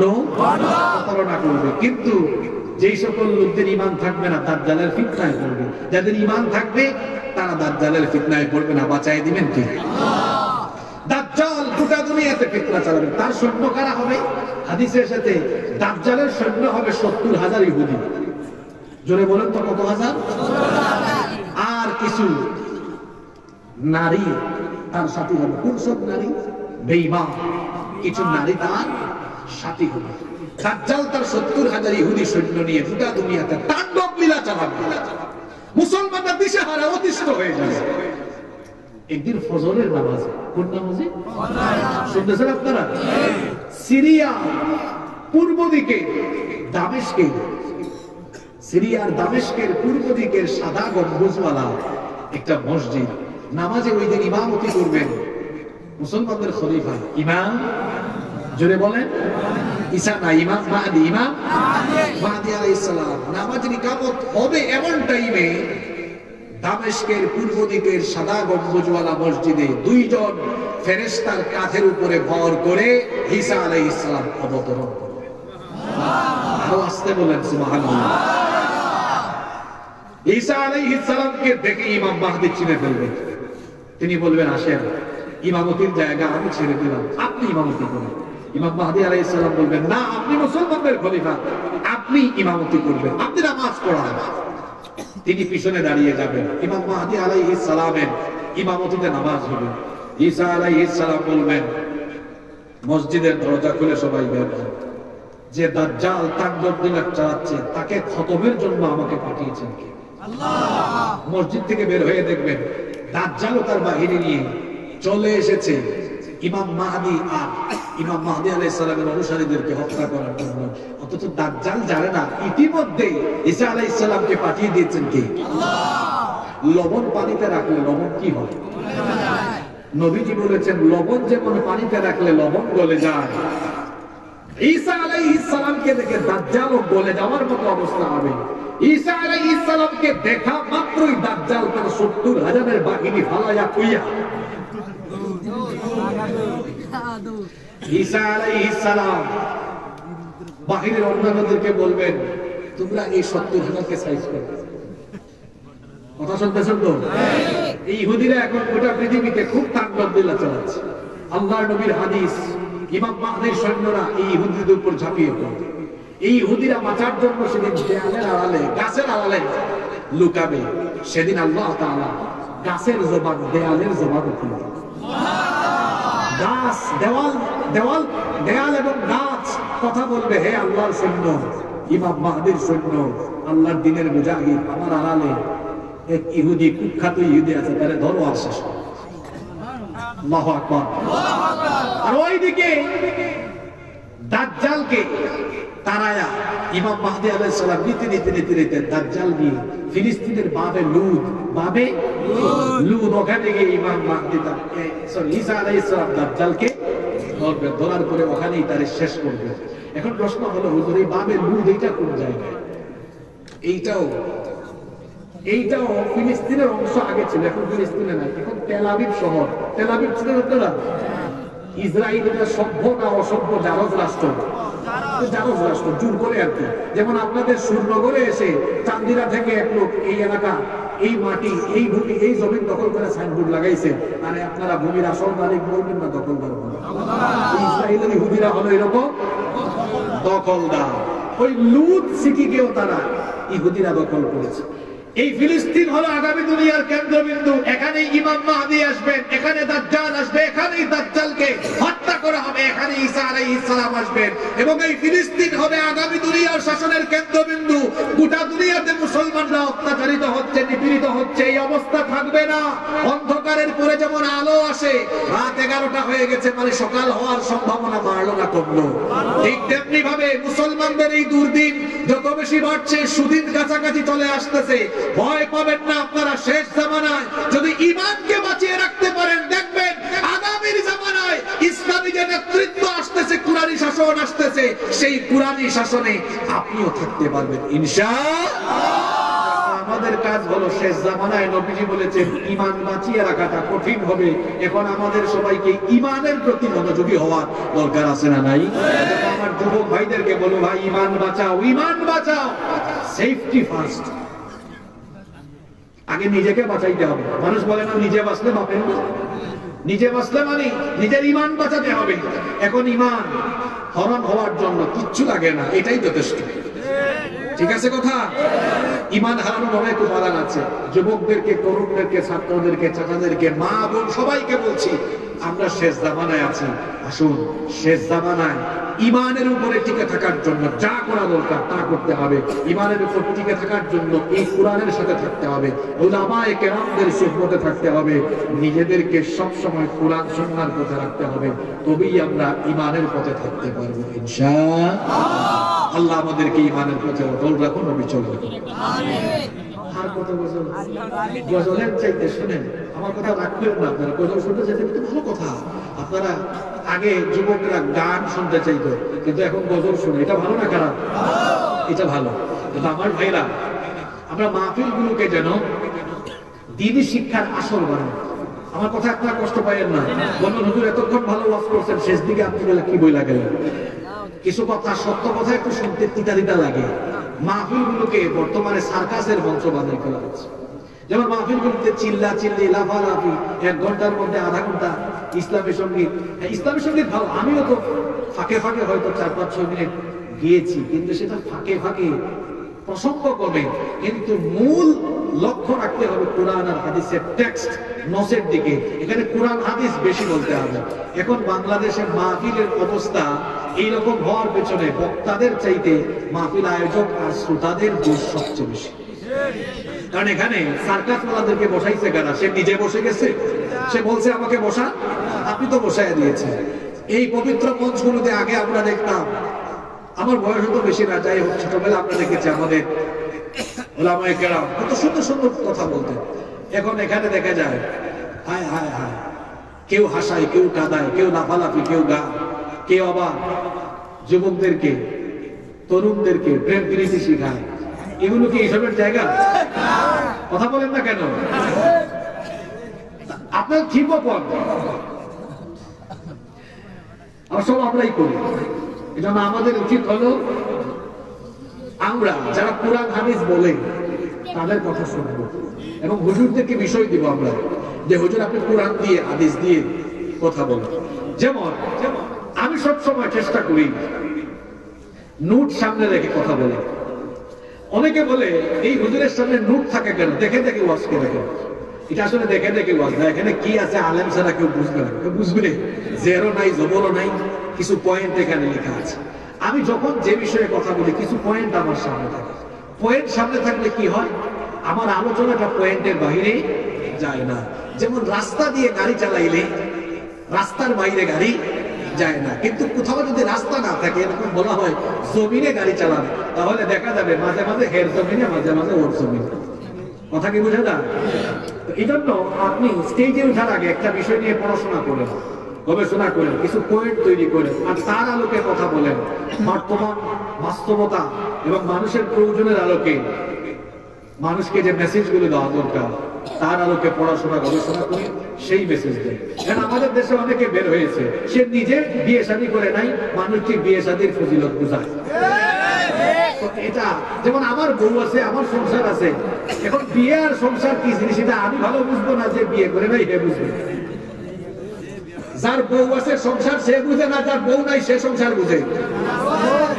কথা বলেন না কেন? এরপরে দেখা যাচ্ছে এখানে কেউ